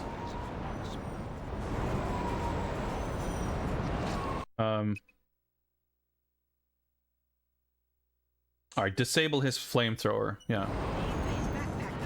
I'm trying to fucking equip something.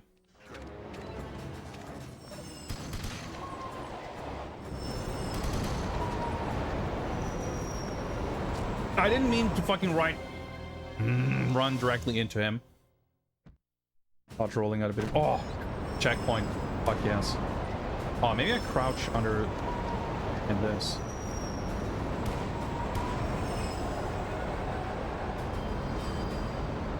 Graphics are pretty sick. Oh, it's getting hot.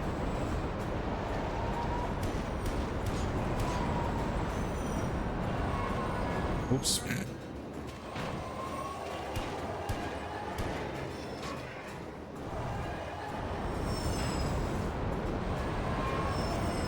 Yeah, see, I don't know if I guess I can check. Do I have...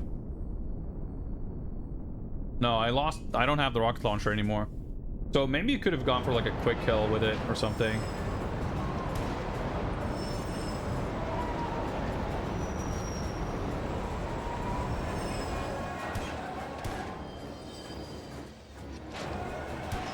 Oops. Oh, of course. Yep. Phase 2. He is actually taking damage.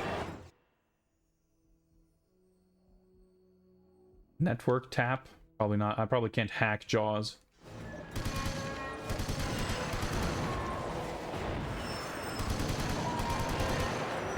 There's armor somewhere, wasn't there? Camera keeps actually locking on. Okay, no, oh, there's armor right there.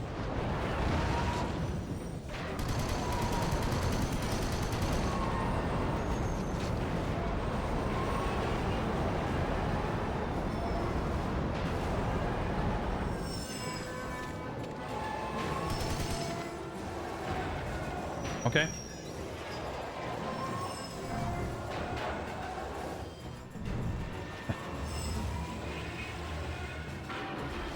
That's pretty good. Gonna eject ourselves. Okay, this was incredibly sick.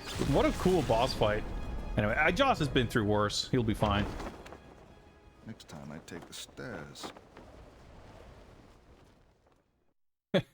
Like mildly inconvenienced. Oh, take the stairs. Ugh. That was amazing. 0 out of 3 Bond moves. Well, the first one involved the lasers. Maybe you get a Bond move for getting through without getting hit. Then we could have used spider stealth. Maybe you could just sneak through and like activate the elevator or something. And then we could have used spiders on... I don't think that's Jaws. It's hard to see. I guess we got a bunch of spider upgrades that they wanted us to use. Whatever. Oh, wrong button. Bronze, of course. We got good time. Like, I've said this like 20 times at this point, but it's so fucking satisfying to clear a mission and go like, oh, cool, that was it. Like, it was fun and exciting all the way through. Like, you don't realize how conditioned you are to put up with games that have so much dead weight and like feel a need to stretch things out. Like, granted, again, there's such an insane amount of content here. Like, it's not like you take a game like Nightfire and just split it up into smaller chunks, because they're truly, again, there's so many more memorable set pieces and shit happening in this game than in like any other Bond game. So like the reason they're able to have this like great pace and exciting stuff and like sufficiently and conveniently and like entertainingly short levels is because there's so much stuff that there's no time for things to get boring. Because if this was like as stretched out as like PC Nightfire or something, this game would be like 200 hours long. So it's not just that they had the sense to not stretch things out, they also have enough new, exciting, fresh things to move on to, like, constantly.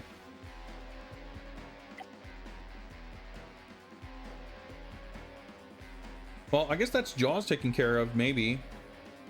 Like there's another fighter jet there.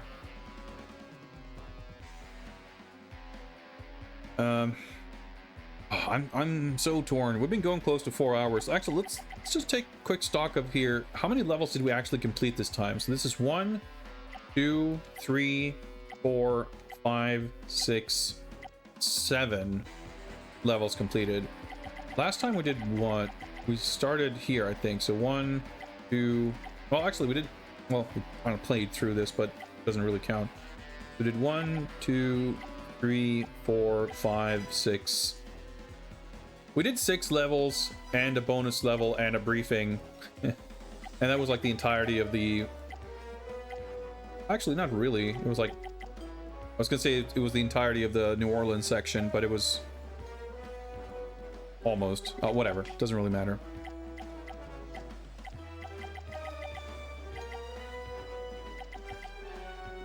But here we did all of Peru, and then like the first 3, I guess, Moscow levels.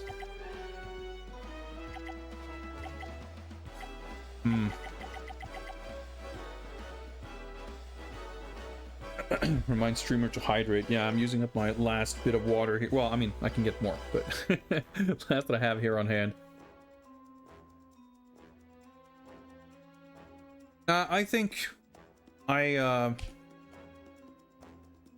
will prioritize my health and well-being, and I will also take great joy in getting to spend one more stream playing Everything or Nothing. For all we know, there could be like 12 levels left. But we made a solid chunk of progress tonight. I started stream like 6 hours later than usual, so I guess I shouldn't feel too bad about not streaming all day and all night. I was expecting to be able to go further, but this headache that I've been developing doesn't seem to want to recede. So instead of pushing myself further into agony and pain, I will set up for a more enjoyable finale of this game next time. I assume that to be the case anyway. So we will wrap things up here for today, but we will be back to Everything or Nothing on Monday's stream.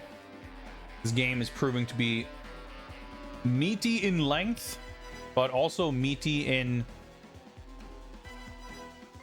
girth.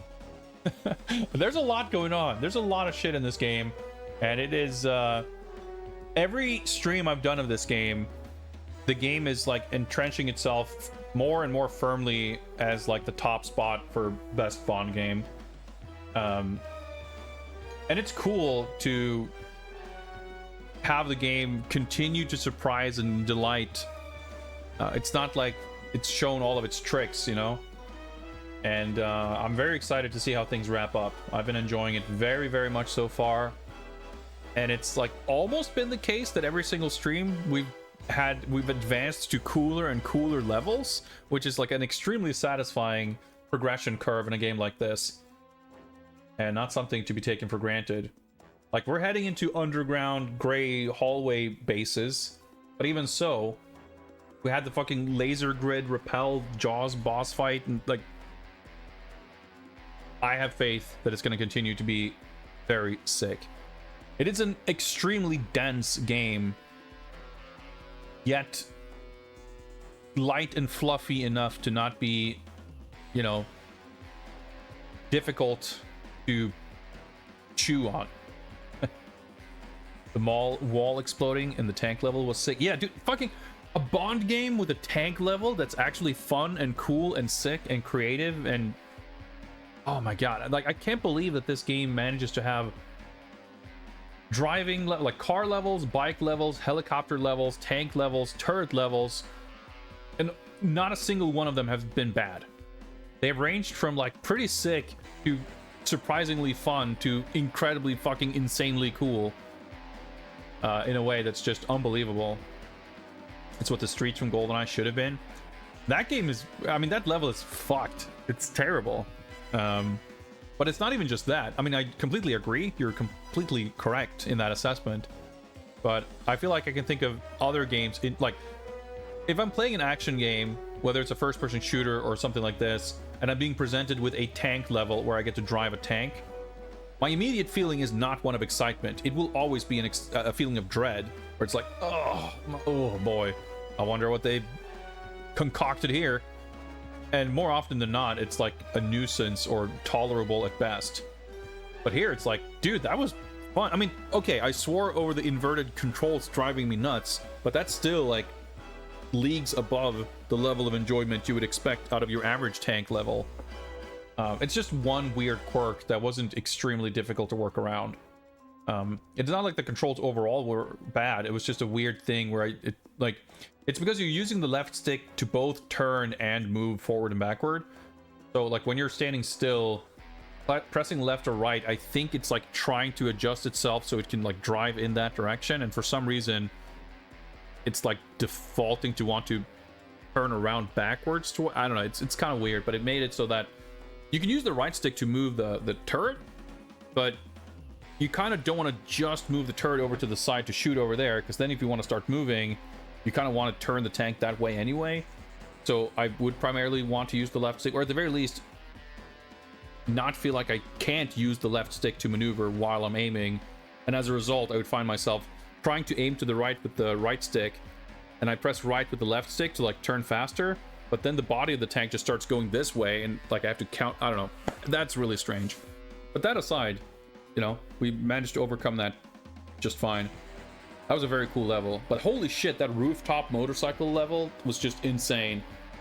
That is the coolest shit I've done in a game in a long time, I feel like. And this game has like 15 separate the coolest shit I've done in a video game,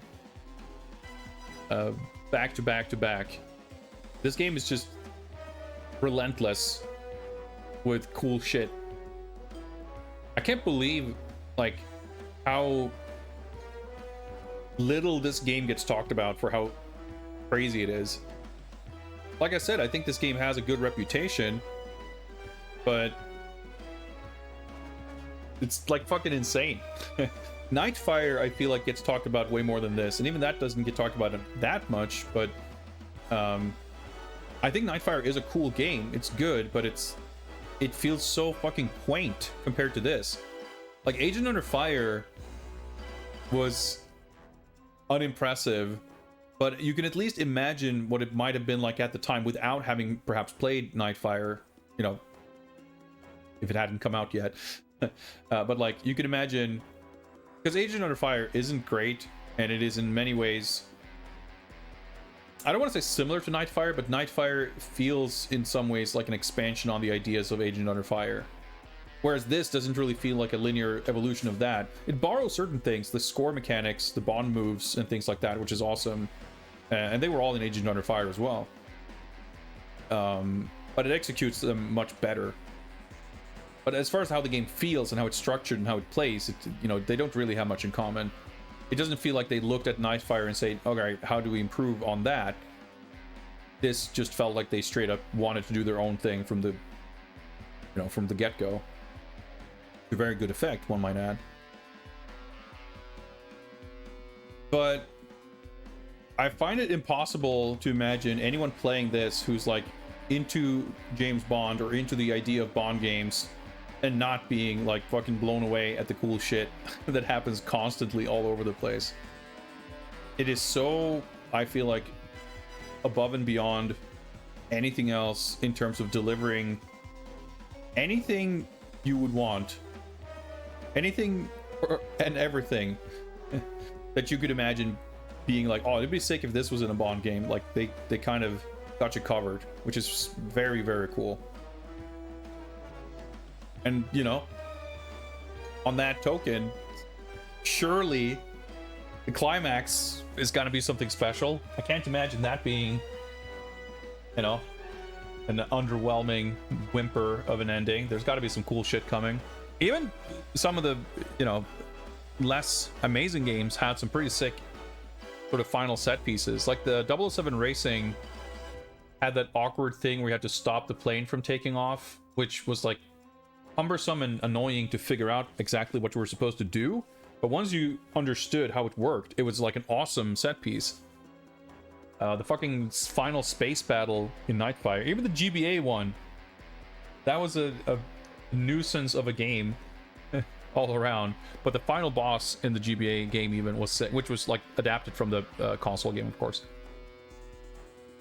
PC final boss, not so much, but yeah, this game, despite exceeding every expectation and like clearing the bar set by other games by about 45 miles, still has shoes to fill when it comes to delivering a satisfying climax and a cool ending. So I look forward to seeing what Everything or Nothing has in store for us on that front. But we shall have to wait until Monday to find out.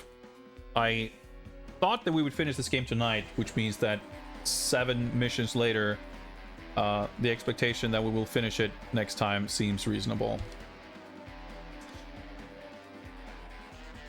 But that is all I have in me tonight.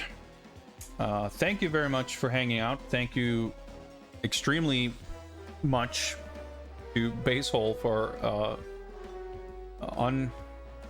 unreasonable, can we call it that, level of generosity and kindness. I truly value the support. I value the support of everyone who decides to spend their time hanging out, of course. I value the support of people joining chat, contributing, making fun of goofy shit, joining in the enjoyment that we have of this game. I treasure each and every one of you. Maybe you like the game? Yeah, maybe. So thank you all for being here tonight, and I hope to see you again soon. Let's hop on over to our air bike and wrap things up.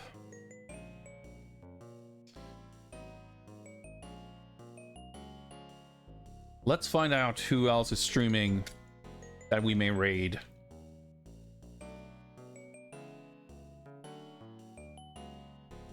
What is happening on Twitch?